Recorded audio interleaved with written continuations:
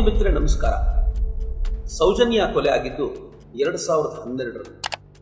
ಒಟ್ಟು 13 ವರ್ಷಗಳು ಕಳೆದೇ ಹೋಗಿದೆ. ಆದರೆ ಈ 13 ವರ್ಷಗಳಲ್ಲಿ ಸೌಜನ್ಯ ನೆನಪು ಮಾತ್ರ ಆರಲೇ ಇಲ್ಲ. ಆ ಹೆಣ್ಮಗಳಿಗೆ ನ್ಯಾಯ ಕೊಡಿಸಬೇಕು ಅಂತ ಪ್ರತಿಯೊಬ್ಬರೂ ಕೂಡ ಹೋರಾಟ ಮಾಡ್ತಾ ಇದ್ದಾರೆ. ಇಂಥ ಹೋರಾಟ ಒಂದು ನಾಡಿನಲ್ಲಿ ಈ ಪರಿ ನಡೀತಾ ಇರುವಾಗ ಅದರಿಂದ ಉಂಟಾಗಿರಬಹುದಾಗಿರುವಂಥ ಎಲ್ಲ ಚರ್ಚೆಗಳಿಗೂ ಕೂಡ ನಾವು ಕೂಡ ಬಾಧ್ಯಸ್ಥರಾಗ್ತೀವಿ. ಆದರೆ ಪರ ವಿರೋಧಗಳ ಚರ್ಚೆಯಲ್ಲಿ ಬರ್ತಾ ಇರುವಂಥ ಮಾತುಗಳಾದರೂ ಏನು?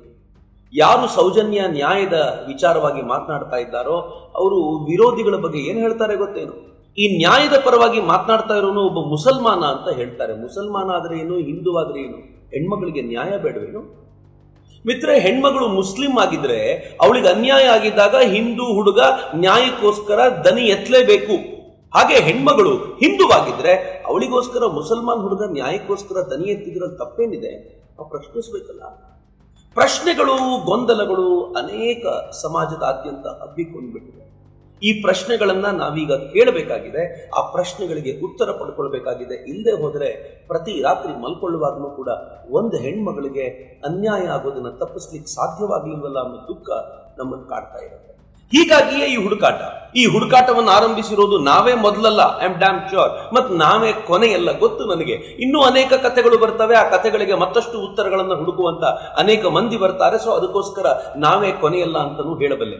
ಹೀಗಾಗಿ ನಾವು ಸೌಜನ್ಯ ಪರವಾಗಿರುವಂತ ದನಿ ಯಾರ್ಯಾರು ಎತ್ತಿದ್ದಾರೋ ಅವರು ಎತ್ತಿರುವಂತ ಪ್ರಶ್ನೆಗಳನ್ನ ಉತ್ತರ ಹುಡುಕಾಡ್ತಾ ಇವತ್ತು ವಸಂತ್ ಗಿಳಿಯಾರ್ ಜೊತೆ ಬಂದ್ಕೊಟ್ಟಿದ್ದೀವಿ. ವಸಂತ್ ಗಿಳಿಯಾರ್ ಪತ್ರಕರ್ತರಾಗಿದ್ದಾರೆ. ಜನಸೇವಾ ಟ್ರಸ್ಟ್ ಮೂಲಕ ಸಾಮಾಜಿಕ ಚಟುವಟಿಕೆಗಳಲ್ಲಿ ನಿರತರಾಗಿದ್ದಾರೆ. ಎಲ್ಲಕ್ಕಿಂತ ಹೆಚ್ಚು ಸೌಜನ್ಯ ವಿಚಾರವಾಗಿ ಸಾಕಷ್ಟು ಅಧ್ಯಯನ ನಡೆಸಿ ಅವರೊಂದು ಹೋರಾಟವನ್ನು ರೂಪಿಸಿಕೊಂಡಿದ್ರೂ ಕೂಡ ಈ ಹಿನ್ನೆಲೆಯಲ್ಲಿ ಯಾವ್ಯಾವ ಪ್ರಶ್ನೆಗಳು ನಿಮ್ಮ ಮನಸ್ಸಿನಲ್ಲಿ ಇರಬಹುದು, ಕಳೆದ ಕೆಲವಾರು ದಿನಗಳಿಂದ ನಾನು ಮತ್ತು ನನ್ನ ತಂಡದವರೆಲ್ಲ ಕೂತ್ಕೊಂಡು ಒಂದಷ್ಟು ಪ್ರಶ್ನೆಗಳನ್ನು ರೆಡಿ ಮಾಡ್ಕೊಂಡಿದ್ದೀವಿ. ಅದು ನಿಮ್ಮ ಮನಸ್ಸಿನಲ್ಲಿರುವಂತ ಪ್ರಶ್ನೆ, ಹೋರಾಟಗಾರರು ಎತ್ತಿರುವಂತ ಪ್ರಶ್ನೆ. ನೋಡೇ ಬಿಡೋಣ ಅವ್ರ ಉತ್ತರ ಏನಿರುತ್ತೆ ಅಂತ. ವಸಂತ್ ಗಿಳಿಯಾರ್ರೆ, ಹುಡುಕಾಟದ ಈ ಕಾರ್ಯಕ್ರಮಕ್ಕೆ ಬಂದಿದ್ದಕ್ಕೆ ನಾನು ನಿಮ್ಮನ್ನು ಪ್ರೀತಿಯಿಂದ ಸ್ವಾಗತಿಸ್ತೇನೆ. ನೇರವಾಗಿ ಪ್ರಶ್ನೆಗೆ ಬರ್ತೀನಿ. ಇದು ಗ್ಯಾಂಗ್ ರೇಪಾ? ಇದು ಗ್ಯಾಂಗ್ ರೇಪ್ ಅಲ್ಲ ಅಂತ ಹೇಳಿ ಎಲ್ಲ ವರದಿಗಳು ಉಲ್ಲೇಖ ಮಾಡಿದ್ದಾರೆ. ಮತ್ತೆ ಅಲ್ಲಿ ಫಾರೆನ್ಸಿಕ್ ಡಾಕ್ಟರ್ ಬಂದು ಸ್ಪಾಟ್ ಅನ್ನ ವೆರಿಫಿಕೇಶನ್ ಮಾಡಿದಾಗ ಆ ಹುಡುಗಿಯ ಸ್ಟ್ರಗಲ್ ಮಾರ್ಕ್ ಕಾಣಿಸಿದೆ. ಮತ್ತೆ ಹುಡುಗಿಯ ಕೈಯನ್ನ ಮರದ ಬೇರಿಗೆ ಕಟ್ಟಿರುವಂಥದ್ದು, ಏನು ಅವಳ ಬೇಲಿನಿಂದ ಕಟ್ಟಿರುವಂಥದ್ದು, ಅವಳ ಕೊರಳನ್ನ ಚೀರಿರುವಂಥದ್ದು, ಅವಳ ಸ್ಕೂಲ್ ಬ್ಯಾಗ್ ಅವಳ ದೇಹದ ಪಕ್ಕದಲ್ಲಿ ಬಿದ್ದಿರುವಂಥದ್ದು, ಇದೆಲ್ಲವನ್ನ ಗಮನಿಸಿ ಅದು ಗ್ಯಾಂಗ್ ರೇಪ್ ಅಲ್ಲ ಅಂತ ಹೇಳಿ ಸ್ಪಷ್ಟವಾಗಿ ವೈಜ್ಞಾನಿಕವಾದ ಸಾಕ್ಷಿಗಳ ಮೂಲಕ ಏನಿದೆ ನಿಮಗೆ ಡಾಕ್ಟರ್? ಆಂಟಮಾಲಜಿ ರಿಪೋರ್ಟ್ ಇದೆ. ಈಗ ಈ ಹೋರಾಟಗಾರರು ಅಂತ ಹೇಳುವವರು ಏನ್ ಹೇಳ್ತಾರೆ, ಅದನ್ನ ಬೇರೆ ಕಡೆ ಅತ್ಯಾಚಾರ ಮಾಡಿ 3-4 ಜನ ಅದರೊಳಗೆ ಇನ್ವಾಲ್ವ್ ಆಗಿ ತಗೊಂಡು ಬಂದು ಅಲ್ಲಿ ಡಂಪ್ ಮಾಡಿದ್ದಾರೆ, ಆ ಬಾಡಿಯನ್ನ ಅಲ್ಲಿ ಡಿಸ್ಪೋಸ್ ಮಾಡಿದ್ದಾರೆ ಅಂತ ಹೇಳ್ತಾರೆ. ಆದರೆ ವೈಜ್ಞಾನಿಕ ವರದಿಗಳು ಹೇಳುತ್ತೆ ಆ ದೇಹ ಬಿದ್ದು ಎಷ್ಟು ಗಂಟೆಯ ಒಳಗೆ ಆ ದೇಹದ ಮೇಲೆ ಬ್ಲೂ ಫ್ಲೈ ಅಂತೇಳಿ ಒಂದು ಕೀಟ ಮೊಟ್ಟೆ ಇಟ್ಟಿದೆ ಅನ್ನೋದನ್ನು ಕೂಡ ಇನ್ವೆನ್ಷನ್ ಮಾಡಿದ್ದಾರೆ, ಸಂಶೋಧನೆ ಮಾಡಿದ್ದಾರೆ. ಅದರ ಫಾರೆನ್ಸಿಕ್ ರಿಪೋರ್ಟ್ ಇದೆ. ಏನದು ಬ್ಲೂ ಫ್ಲೈ ಕೀಟ? ಅದೊಂದು ಸಂಜೆ ಹೊತ್ತಿನಲ್ಲಿ ಮಾತ್ರ ಒಂದು ಏನು ಮೊಟ್ಟೆಯನ್ನ ಇಡುವಂತ ಒಂದು ಕೀಟ.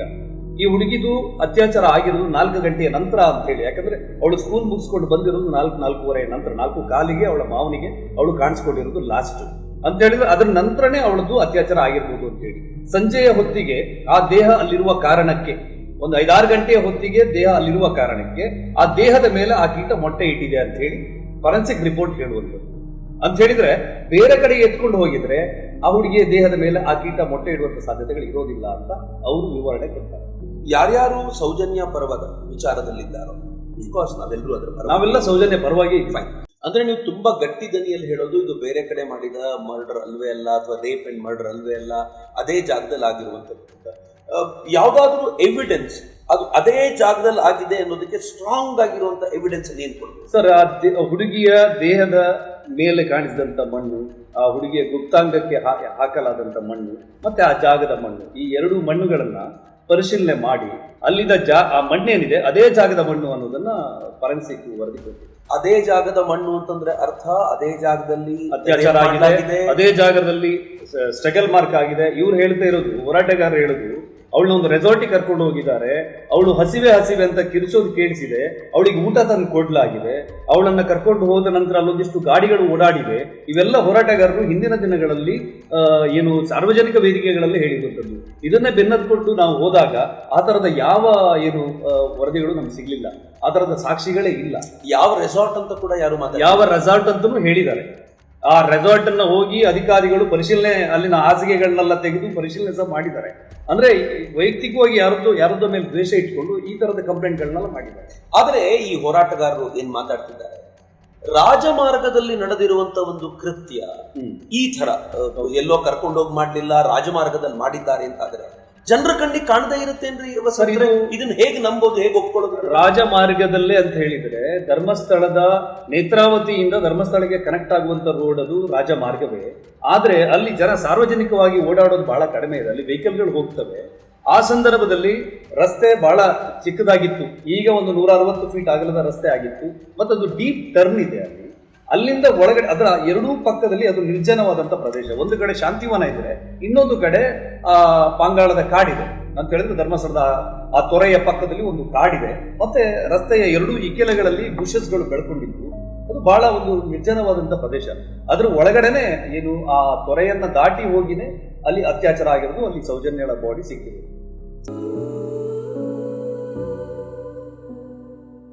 ಅಷ್ಟು ಆಗುವಾಗ್ಲೂ ಕೂಡ ಯಾರಿಗೂ ಗೊತ್ತಾಗಲಿಲ್ಲ ಆ ಹೊತ್ತಿನಲ್ಲಿ ಅಂತ ನೀವು ಹೇಳಿದ್ರೆ. ಗೊತ್ತಾಗಿದ್ದಿದ್ರೆ ಇದೆಲ್ಲರಿಗೂ ಗೊತ್ತಾಗಿರ್ತಿತ್ತು, ಇಷ್ಟು ಸಮಸ್ಯೆನ ಆಗ್ತಿರ್ಲಿಲ್ಲ. ಬಹುಶಃ ಯಾರು ಇದಿರ್ಲಿಕ್ಕಿಲ್ಲ ಆ ಸಂದರ್ಭ. ಗಿರೀಶ್ ಮಟ್ಟಣ್ಣವರು ಒಂದು ಮಾತು ಹೇಳ್ತಾರೆ, ಪ್ರಕೃತಿ ಚಿಕಿತ್ಸಾಲಯ ಮತ್ತು ಬಸ್ ನಿಲ್ದಾಣ ಇಲ್ಲಿ ಎರಡರಲ್ಲೂ ಸಿಸಿಟಿವಿಗಳಿದ್ವು, ಆ ಕ್ಯಾಮೆರಾಗಳಿದ್ವು. ಅಲ್ಲಿನ ಎರಡರ ಫುಟೇಜ್ ಅನ್ನು ಪಡ್ಕೊಳ್ಳಲಾಗಲಿಲ್ಲ ಅಂತ ಅವ್ರು ಹೇಳ್ತಾರೆ. ಅಷ್ಟೇ ಅಲ್ಲದೆ ಆ ಬಸ್ ಸ್ಟ್ಯಾಂಡ್ ಏನಿತ್ತು, ಅಲ್ಲೊಂದು ಶಾಂತಿವನದ ಬಸ್ ಸ್ಟ್ಯಾಂಡ್ ಅಂತ ಅನ್ಸುತ್ತೆ ಪ್ರಾಬಬ್ಲಿ, ಆ ಶಾಂತಿವನದ ಬಸ್ ಸ್ಟ್ಯಾಂಡ್ ಹೊರಗಡೆ ಒಂದು ಸಿಸಿಟಿವಿ ಕ್ಯಾಮೆರಾ ಇತ್ತು. ಆ ಕ್ಯಾಮೆರಾ ಏನಿತ್ತು ಆ ಜಾಗವನ್ನ ಪೂರ್ತಿ ಡೆಮಾಲಿಷ್ ಮಾಡಿದ್ರು ಮುಂದಿನ 6 ದಿನಗಳಲ್ಲಿ ಅಂತ ಈ ವಿಡಿಯೋದಲ್ಲಿ ಹೇಳ್ತಾರೆ. ನೀವು ಬಹುಶಃ ಕೇಳಿದ್ರೆ ಗೊತ್ತಾಗುತ್ತೆ.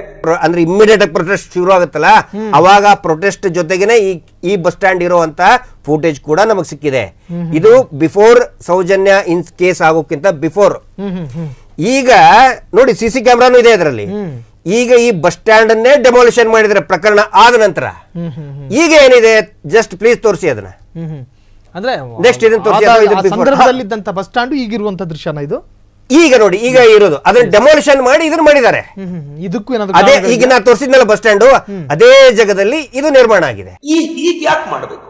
ನಿಮ್ಮ ಹತ್ರ ನೀವೇನು ಮಾಡ್ಲಿಲ್ಲ ಅನ್ನುವಂತ ವಿಶ್ವಾಸ ಇದ್ರೆ, ನಾನ್ ತಪ್ಪು ಮಾಡ್ಲಿಲ್ಲ ಅನ್ನೋಂತ ವಿಶ್ವಾಸ ಇದ್ರೆ, ನೀವ್ ಯಾಕೆ ಸಿಸಿಟಿವಿ ಫುಟೇಜ್ ಇರುವಂತ ಜಾಗಗಳನ್ನ ಧ್ವಂಸಗೊಳಿಸಬೇಕು? ಯಾಕೆ ಎವಿಡೆನ್ಸ್ ಗಳನ್ನ ನಾಶ ಮಾಡಿಸುವಂತ ಪ್ರಯತ್ನ ಮಾಡಬೇಕು? 2012ನೇ ಇಸ್ವಿಗೆ ಧರ್ಮಸ್ಥಳದಲ್ಲಿ ಸಿಸಿಟಿವಿಗಳನ್ನು ಅಳವಡಿಸಲಾಗಿತ್ತು.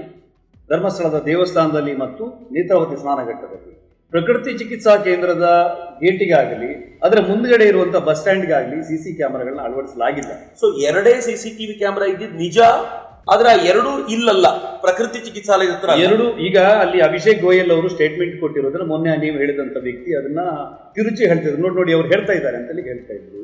ಅವರು ಸ್ನಾನಘಟ್ಟದಲ್ಲಿ ಮತ್ತೆ ಧರ್ಮಸ್ಥಳದ ದೇವಸ್ಥಾನದಲ್ಲಿ ಅಳವಡಿಸಲಾಗಿತ್ತು ಅಂತೇಳಿ ಹೇಳಿದ್ರೆ ಹೊರತು ಪ್ರಕೃತಿ ಚಿಕಿತ್ಸಾ ಕೇಂದ್ರದಲ್ಲಿ ಅಳವಡಿಸಲಾಗಿತ್ತು ಅಂತ ಅವ್ರು ಹೇಳಿಲ್ಲ. ಮತ್ತು 2 ದಿವಸದ ಸಿಸಿಟಿವಿ ಫುಟೇಜ್ ಅಲ್ಲಿ ತಗೊಂಡಿದ್ವಿ. ಆದ್ರೆ ಸಿಸಿಟಿವಿಯಲ್ಲಿ ಇರುವುದು 2 ಕಡೆ ಅಷ್ಟೇ. 2 ಕಡೆ ಒಂದು ಟೆಂಪಲ್ ಮೇನ್ ಗೇಟಿಗೆ ಮತ್ತು ಸ್ನಾನಘಟ್ಟದಲ್ಲಿ ಅದನ್ನು ತಗೊಂಡಿದ್ವಿ. ಅದು ಸಿಸಿ ಕ್ಯಾಮ್ರಾ. ಇದು ನೋಡಿ ಅವ್ರು ಹೇಳೋದು, ಇದು ಸೌಜನ್ಯ ಕರೆಕ್ಟ್ ಈ ಗೇಟ್ ಎದುರುಗಡೆ ನಡ್ಕೊಂಡು ಹೋಗ್ತಾ ಇರ್ತಾಳೆ. ನಾವು ಅಗಳೆ ಇದರಲ್ಲಿ ಕೂಡ ತೋರಿಸಿದೀವಿ. ಅವ್ರು ಹೇಳಿದರು ಶಾಂತಿವನ ಗೇಟ್ ಕಡೆನೂ ಕೂಡ ಸಿಸಿ ಕ್ಯಾಮ್ರಾ ಇತ್ತು ಅಂತ ಸ್ವತಃ SP ಅವ್ರು ಹೇಳಿದ್ದಾರೆ. ಒಂದು ಟೆಂಪಲ್ ಮೇನ್ ಗೇಟಿಗೆ ಮತ್ತು ಸ್ನಾನಘಟ್ಟದಲ್ಲಿ ಸೌಜನ್ಯ ಅತ್ಯಾಚಾರ ಆಗಿರುವುದು 2012ಕ್ಕೆ. ಆ ಬಸ್ ನಿಲ್ದಾಣವನ್ನ ಡೆಮೋಲಿಷ್ ಮಾಡಿರುವಂತದ್ದು 2018-19 ಏನು PWD ರೋಡ್ ಅಗಲ ಆಗುವ ಸಂದರ್ಭದಲ್ಲಿ ಅದನ್ನ ಡೆಮೋಲಿಷ್ ಮಾಡಿರುವಂಥದ್ದು. ಅದಕ್ಕೆ ಬೇಕಾದಂತ ದಾಖಲೆಗಳು ನಮ್ಮ ಹತ್ರ ಇವೆ. ಯಾವ ಗುತ್ತಿಗೆದಾರರು ಅದನ್ನ ಡೆಮೋಲಿಷ್ ಮಾಡಿಸಿ ಅದನ್ನ ರೋಡ್ನ ಬಿಡ್ತು ಮಾಡಿದಾರೆ ಅನ್ನೋದು ಈ ಬಿಲ್ ಸಹ ನಮ್ಮ ಹತ್ರ ಇದೆ, ನಾವು ಅದನ್ನು ಕೊಡ್ಬೋದು. ಗಿರೀಶ್ ಮಟ್ಟಣ್ಣವರು ತಮ್ಮ ವಿಚಾರವನ್ನ ಮಂಡಿಸುವಾಗ ಆ ಡೆಮಾಲಿಷ್ ಮಾಡಿರುವಂತ ಜಾಗದಲ್ಲಿ ಇವರು ವ್ಯಾಪಾರ ಮಳಿಗೆಗಳನ್ನ ಕಟ್ಟಿಸಿದ್ದಾರೆ ಅಂತ ಹೇಳ್ತಾರೆ. ಸೊ ಡೆಮಾಲಿಷ್ ಮಾಡಿ ವ್ಯಾಪಾರ ಮಳಿಗೆ ಕಟ್ಟಿಸಿದ ಹೌದಾ? ಗಿರೀಶ್ ಮಟ್ಟಣ್ಣ ಅವರಿಗೆ ಸುಳ್ಳು ಕಥೆಗಳನ್ನು ಹೇಳೋದೇ ಒಂದು ಹವ್ಯಾಸ. ಅವರು ಮೊದಲೇ ಬಾಂಬೆ ಅಂತಾನೆ ಅವ್ರನ್ನ ಕರೆದದ್ದು. ಆ ಪಕ್ಕದಲ್ಲಿ ಒಂದು ಕಟ್ಟಡ ಆಗಿದೆ, ರಸ್ತೆ ಆಗಲಾದ ನಂತರ ಕಟ್ಟಡ ಆಗಿದೆ. ಅದು ರಮಾನಂದ್ ಶೆಟ್ಟಿ ಅನ್ನೋರ ಪ್ರಾಪರ್ಟಿ, ಪ್ರೈವೇಟ್ ಪ್ರಾಪರ್ಟಿ. ಅವರ ಜಾಗದಲ್ಲಿ ಅವರು ಮಳಿಗೆಗಳನ್ನು ಕಟ್ಟಿಸಿದ್ದಾರೆ. ಬಸ್ ಸ್ಟ್ಯಾಂಡ್ ಮಾಡಿದ ಜಾಗದಲ್ಲ. ಇವತ್ತಿಗೂ ಕೂಡ ಸಾಕ್ಷಿ ಇದೆ. ನಾಳೆ ಗಿರೀಶ್ ಮಟ್ಟಣ್ಣನವರು ಮತ್ತೊಂದ್ಸಲ ವೆರಿಫಿಕೇಶನ್ ಮಾಡ್ಕೊಂಡ್ಬರ್ತಾರೆ. ಸೊ ನೀವ್ ಹೇಳೋದು ಬಸ್ ಸ್ಟ್ಯಾಂಡ್ ಅನ್ನು ಡೆಮಾಲಿಷ್ ಮಾಡಿರೋದು not after 6 days, 100% is only after 6 years. 100% sir. 2012ಕ್ಕೆ ಇಶ್ಯೂ ಆಗಿದೆ, 2018ರಲ್ಲಿ ಡೆಮಾಲಿಷನ್ ಆಗಿದೆ. ಆದ್ರೆ ಇದು 6 ದಿನಗಳ ನಂತರ ಅಲ್ಲ. ಈಗ ನಾನು ಚಾಲೆಂಜ್ ಮಾಡೋದು 6 ದಿನಗಳ ನಂತರನೇ ಅಂತ ಆದ್ರೆ ಗಿರೀಶ್ ಮಟ್ಟಣ್ಣನವ್ರು ಹೇಳಿದ ಅಷ್ಟು ಸುಳ್ಳನ್ನ ಬೇಡ, ಅವ್ರು ಹೇಳಿದ ವಾದವನ್ನು ಒಪ್ಪಿಡ್ತೀವಿ ನಾವು. ಜನರಿಗೆ ಹಸಿ ಸುಳ್ಳುಗಳನ್ನ ಬಣ್ಣದ ರೀತಿಯಲ್ಲಿ ಕಟ್ಟಿಕೊಟ್ಟು ಜನರನ್ನ ಒಂದು ರೀತಿಯ ದಿಕ್ಕು ತಪ್ಪಿಸ್ತಾ ಇರುವಂತದ್ದು ಗಿರೀಶ್ ಮಟ್ಟಣ್ಣನವರು. ಇವರು ಹಿಂದೆ ಹೇಳಿದಂತ ಎಲ್ಲ ಸುಳ್ಳುಗಳನ್ನ, ಆ ಸುಳ್ಳಿನ ಗುಳ್ಳೆಗಳನ್ನ ನಾವು ಹೊಡೆದಿದ್ವಿ. ಬಟ್ ದಿಕ್ಕು ನೀವು ತಪ್ಪಿಸ್ತಿಲ್ಲ. ಯಾವ ತರ ತಪ್ಪಿಸೋದು ಸರ್? ನನಗೊಂದು ಮಾತು ಹೇಳಿ, ಸೌಜನ್ಯ ಹತ್ಯೆ ಆದ ನಂತರ ಈ ಪ್ರಶ್ನೆ ಎಲ್ಲರಲ್ಲೂ ಇದೆ. ನಾನು ಕೂಡ ಈ ವಿಡಿಯೋಗಳನ್ನು ನೋಡಿದಾಗ ಈ ಹಿಂದಿನ ಹೋರಾಟದ ಸಂದರ್ಭದಲ್ಲೂ ಕೂಡ ಗಮನಿಸಿದ್ದೀನಿ. ಅಫ್ಕೋರ್ಸ್ ಕೋರ್ಟಿನ ನಿರ್ಣಯ ಎಲ್ಲ ಒಂದ್ ಕಡೆ ಇಟ್ಟು ಕೇಳಿ, ಸೌಜನ್ಯ ಹತ್ಯೆಯಾಗಿ ರಾಜಮಾರ್ಗದ ಪಕ್ಕದಲ್ಲಿ ನೀವು ಹೇಳಿದ್ರಿ ಆ ಕಾಲುವೆಯ ಭಾಗ ಎಲ್ಲ ಸರಿ ಬಿದ್ದಿರ್ತಾರೆ, ಆಕೆ ಕಳೆದೋಗಿದ್ದಾಳೆ, ಕಾಣೆಯಾಗಿದ್ದಾಳೆ ಅಂತ ಹೇಳಿ ಜನ ಎಲ್ಲ ಗಾಬರಿಯಿಂದ ಹುಡುಕಾಡ್ತಾರೆ, ಪೊಲೀಸರು ಹುಡುಕಾಡ್ತಾರೆ, ಊರಿನ ಜನ ಎಲ್ಲ ಹುಡುಕಾಡ್ತಾರೆ. ಹುಡುಕಾಡಿದ ಜಾಗದಲ್ಲಿ ಮುಂಚಿನ ದಿನ ಸಿಗದ ಶವ ಮರುದಿನ ಬೆಳಗ್ಗೆ ಹೆಂಗ್ರಿ ಸಿಗತ್ತೆ? ನಿಮಗೆ ಆ ಪುಟ್ಟ ತೊರೆಯ ಬಗ್ಗೆ ವಿವರ ಕೊಡಬೇಕಾಗತ್ತೆ. ಅದು ಮೇಲಿನ ಘಟ್ಟದ ಸಾಲಿನಿಂದ ನೀರು ಹರಿದು ಆ ತೊರೆಗೆ ಬಂದ ನಂತರ ನೀರು ಫುಲ್ ಆಗುವಂಥದ್ದು. ಮಧ್ಯಾಹ್ನದ ನಂತರ ಮಳೆ ಶುರುವಾಗಿದೆ. ಸೌಜನ್ಯ ಸತ್ತ ದಿವಸ ಧಾರಾಕಾರ ಮಳೆ ಇತ್ತು ಇಲ್ಲಿ ಧರ್ಮಸ್ಥಳದಲ್ಲಿ. ಮಳೆ ಬಂದಾಗ ಆ ನೀರೆಲ್ಲ ಆ ತೊರೆಗೆ ಸೇರಿದಾಗ ಅದು 4 ರಿಂದ 5 ಅಡಿ ಎತ್ತರಕ್ಕೆ ಹೋಗುತ್ತೆ ನೀರಿನ ಮಟ್ಟ. ಆಯ್ತಾ? ಆ ಸಂದರ್ಭದಲ್ಲಿ ಆ ತೊರೆಯನ್ನ ದಾಟಿ ಜನ ಹುಡುಕಿದಾರೆ ಅನ್ನೋದು ಡೌಟ್. ಇನ್ನೊಂದು, ಸೌಜನ್ಯ ಸತ್ತಂತ ಸಂದರ್ಭದಲ್ಲಿ ಎಲ್ಲ ಕಡೆ ಸ್ಪ್ರೆಡ್ ಆಗಿರುವಂಥದ್ದು ಎಲ್ಲೋ ಈ ಹುಡುಗಿಯನ್ನು ಯಾರೋ ಕಿಡ್ನಾಪ್ ಮಾಡಿದ್ದಾರೆ, ಲವ್ ಜಿಹಾದ್ ಪ್ರಕರಣದಲ್ಲಿ ಇವಳನ್ನ ಸಿಲುಕಿಸಿರ್ಬಹುದು, ಈ ಹುಡುಗಿ ಎಲ್ಲೋ ನಾಪತ್ತೆ ಆಗಿರ್ಬೋದು ಅಂತ ಹೇಳಿನೇ ಹೊರತು ನಾನೊಂದು 50 ರಿಂದ 60 ಜನರನ್ನ ಆ ಸಂದರ್ಭದಲ್ಲಿ ಇದ್ದವ್ರನ್ನ ಮಾತಾಡಿಸಿದ್ದೀನಿ. ಸಂದೀಪ್ ರೈ, ಹರಿಗ, ತುಂಬಾ ಜನ ಇದ್ದಾರೆ. ಅವ್ರೆಲ್ಲರೂ ಕೂಡ ಹೇಳ್ತಾರೆ, ನಾವು ಅದ್ರ ಒಳಗಡೆ ಹೋಗಿ ಹುಡುಕಿರ್ಲಿಲ್ಲ, ನಾವು ನೇತ್ರಾವತಿ ಸ್ನಾನಘಟ್ಟದ ಬಳಿ ಬೇರೆ ಬೇರೆ ಭಾಗದಲ್ಲಿ ಹುಡುಕಿದ್ದೀವಿ. ಮರುದಿನ ಮತ್ತೆ ಮುಂದಿನ ಏನು ಹುಡುಕಾಟ ಮಾಡುವಾಗ ಬೆಳಿಗ್ಗೆ 10 ಗಂಟೆಗೆ ಆ ಬಾಡಿ ಸಿಕ್ಕಿರುವಂಥದ್ದು ಅಂತ ಅಲ್ಲಿ ಹುಡುಕಿದ್ದಾರೆ. ಆ ದಿನ ರಾತ್ರಿ ಹುಡುಕಿದ್ದಾರೆ, ಸಿಗ್ಲಿಲ್ಲ, ಬೆಳಿಗ್ಗೆ ಸಿಕ್ಕಿದೆ ಅಂತ ಹೇಳಿದ್ರೆ ಅವ್ರು ಹೇಳೋದು ಏನಕ್ಕೆ ಅಂತ ಹೇಳಿದ್ರೆ ಬೇರೆ ಎಲ್ಲಿಂದ ತಂದು ಬಾಡಿಯನ್ನೆಲ್ಲ ಹಾಕಿದ್ದಾರೆ ಅಂತ ಹೇಳಿ. ನೋಡಿ, ಸೌಜನ್ಯ ಸತ್ತ ದಿವಸ ಎಲ್ಲ ಕಡೆ ಸ್ಪ್ರೆಡ್ ಆಗಿದೆ, ಹುಡುಗಿ ಒಬ್ಳು ನಾಪತ್ತೆ ಆಗಿದ್ದಾರೆ. ಯಾಕಂದ್ರೆ ರಾಜ ಬೀದಿಯಲ್ಲೇ ಎಲ್ಲ ಹುಡುಕ್ತಾ ಇದ್ರು. ಆ ಉದಯ್ ಜೈನ್ ಅಂತ ಹೇಳುವವರು ಯಕ್ಷಗಾನ ನೋಡ್ಕೊಂಡು ಬರುವಾಗ ಅಲ್ಲಿ ಒಂದು 50-60 ಜನ ಹುಡುಕ್ತಾ ಇದ್ರು. ಅವರು ರಿಕ್ಷಾ ನಿಲ್ಲಿಸಿ ಏನಂತ ಕೇಳಿ ಮುಂದೆ ಹೋಗ್ತಾರೆ ಅಂತ, ಅಂದ್ರೆ ಎಲ್ಲರಿಗೂ ಸಾಮಾನ್ಯವಾಗಿ ಪ್ರಚಾರ ಆಗಿತ್ತು. ಆ ಹೊತ್ತಿಗೆ ಜನ ಹುಡುಕಾಟ ಮಾಡ್ತಿರ್ಬೋದು ಎನ್ನುವ ಊಹೆಯೂ ಇದ್ದಿರುವಾಗಲೂ ಕೂಡ ಎಲ್ಲಿಂದೋ ಬಾಡಿ ತಗೊಂಡು ಅಲ್ಲೇ ಹಾಕುವ ಸಾಧ್ಯತೆ ಇತ್ತ? ನೀವು ಅದನ್ನ ನಂಬ್ತೀರಾ? ಆದ್ರೆ ಪ್ರಶ್ನೆ ಇರೋದು, ನೀವು ಮಳೆ ಮಳೆ ಮಳೆ ಮಳೆ ಅಂತ ಹೇಳಿ, ಆದ್ರೆ ಮತ್ತೊಂದು ಕಡೆಯ ವಾದದಲ್ಲಿ ಅವ್ರು ಕೊಡುವ ವಾದ ನನಗೆ ನಿಮ್ ವಾದ ಒಪ್ಪಬೇಕು, ಅವ್ರ ವಾದ ಒಪ್ಪಬೇಕು ಗೊತ್ತಾಗ್ತದೆ ಸರ್. ಒಪ್ಪಿ ನೀವು ಫೈನ್. ಈಗ ಸತ್ಯ ಯಾವುದು ಅಂತಲೇ ಹುಡುಕಾಡ್ಬೇಕಲ್ಲ. ಈಗ ನನಗೆ ಹೇಳಿ, ಬ್ಯಾಗ್ ಒದ್ದೆ ಆಗ್ಲಿಲ್ಲ, ನೋಟ್ಬುಕ್ ಒದ್ದೆ ಆಗ್ಲಿಲ್ಲ, ಅಲ್ಲಿರುವಂತ ಯಾವುದೇ ವಸ್ತುಗಳು ಒದ್ದೆ ಆಗ್ಲಿಲ್ಲ, ಹಾಗಿದ್ಮೇಲೆ ಮಳೆ ಅಂತ ಹೇಗೆ ಹೇಳ್ತೀರಿ ಸರ್? ಈಗ ಬ್ಯಾಗ್ ಒದ್ದೆ ಆಗಿಲ್ಲ ಅನ್ನುವ ರಿಪೋರ್ಟ್ ಎಲ್ಲೂ ಇಲ್ಲ. ಅಲ್ಲಿ ಯಾರು ಹೇಳಿದ್ದಾರೆ ಇವ್ರಿಗೆ ಬ್ಯಾಗ್ ಒದ್ದೆ ಆಗಿಲ್ಲ ಅಂತ ಹೇಳಿ? ಇವರೆಲ್ಲರೂ ಹೇಳ್ತಾ ಇದ್ದಾರೆ. ಆ ಸಂದರ್ಭದಲ್ಲಿ ಎಲ್ಲಾದ್ರೂ ದಾಖಲಾಗಿದೆ ಅದ್ರ ಬಗ್ಗೆ, ಈ ಬ್ಯಾಗು ಒದ್ದೆ ಆಗಿಲ್ಲ ಅಂತ ಹೇಳಿ? ಒಳಗಡೆ ಇರೋ ಪುಸ್ತಕ ಒದ್ದೆ ಆಗೋ ಸಾಧ್ಯತೆಗಳು ಬಹಳ ಕಡಿಮೆ ಇರ್ತದೆ. ನಮ್ ಕಡೆ ಆ ಹುಡುಗಿ ಹಾಕಿದ ಬ್ಯಾಗ್ ಅನ್ನು ಕೂಡ ನಾವು ಪರಿಶೀಲನೆ ಮಾಡಿದಾಗ ಅದ್ರ ಒಳಗಡೆ ಇರುವಂತ ವಸ್ತುಗಳು ಒದ್ದೆ ಆಗೋ ಸಾಧ್ಯತೆಗಳು ಬಹಳ ಕಡಿಮೆ ಇತ್ತು. ಇನ್ನೊಂದು ಏನಂತ ಹೇಳಿದ್ರೆ, ಆ ಸಂದರ್ಭದಲ್ಲಿ ಮಳೆ ಬರ್ತಾ ಇತ್ತು. ಮರುದಿನ ಬೆಳಿಗ್ಗೆ 10 ಗಂಟೆ, ಆ ಬೆಳಿಗ್ಗೆ ಮಳೆ ಇರಲಿಲ್ಲ. ಬೆಳಿಗ್ಗೆ 10 ಗಂಟೆಗೆ ಬಾಡಿ ಸಿಗುವಂಥದ್ದು, 10 ರಿಂದ 6 ಗಂಟೆ ತನಕ ಬಾಡಿ ಅದೇ ಸ್ಪಾಟ್ ಅಲ್ಲಿ ಇರುತ್ತೆ. ಅಲ್ಲಿಯ ತನಕನೂ ಬಿಸಿಲು ಬಂದಿರ್ತದೆ, ಬೇರೆ ಬೇರೆ ಸಂದರ್ಭದಲ್ಲಿ ಬಿಸಿಲು ಬಂದಿರ್ತದೆ. ಸ್ವಲ್ಪ ಅದು ಒದ್ದೆ ಆಗಿಲ್ಲದೆ ಇರುವ ಕಂಡಿರ್ಬಹುದು. ಹುಡುಗಿಯ ಬಟ್ಟೆಯಲ್ಲಿ ಆ ಒರಿಜಿನಲ್ ಫೋಟೋನ ನೀವು ಡಿಸ್ಪ್ಲೇ ಮಾಡ್ಬೋದು. ಹುಡುಗಿಯ ಬಟ್ಟೆಯ ಮೇಲೆ ಮಣ್ಣು ರಾಚಿರುವಂತಹ ಆ ದೃಶ್ಯಗಳನ್ನು ನೀವು ಆ ಫೋಟೋದಲ್ಲಿ ನೋಡ್ಬೋದು.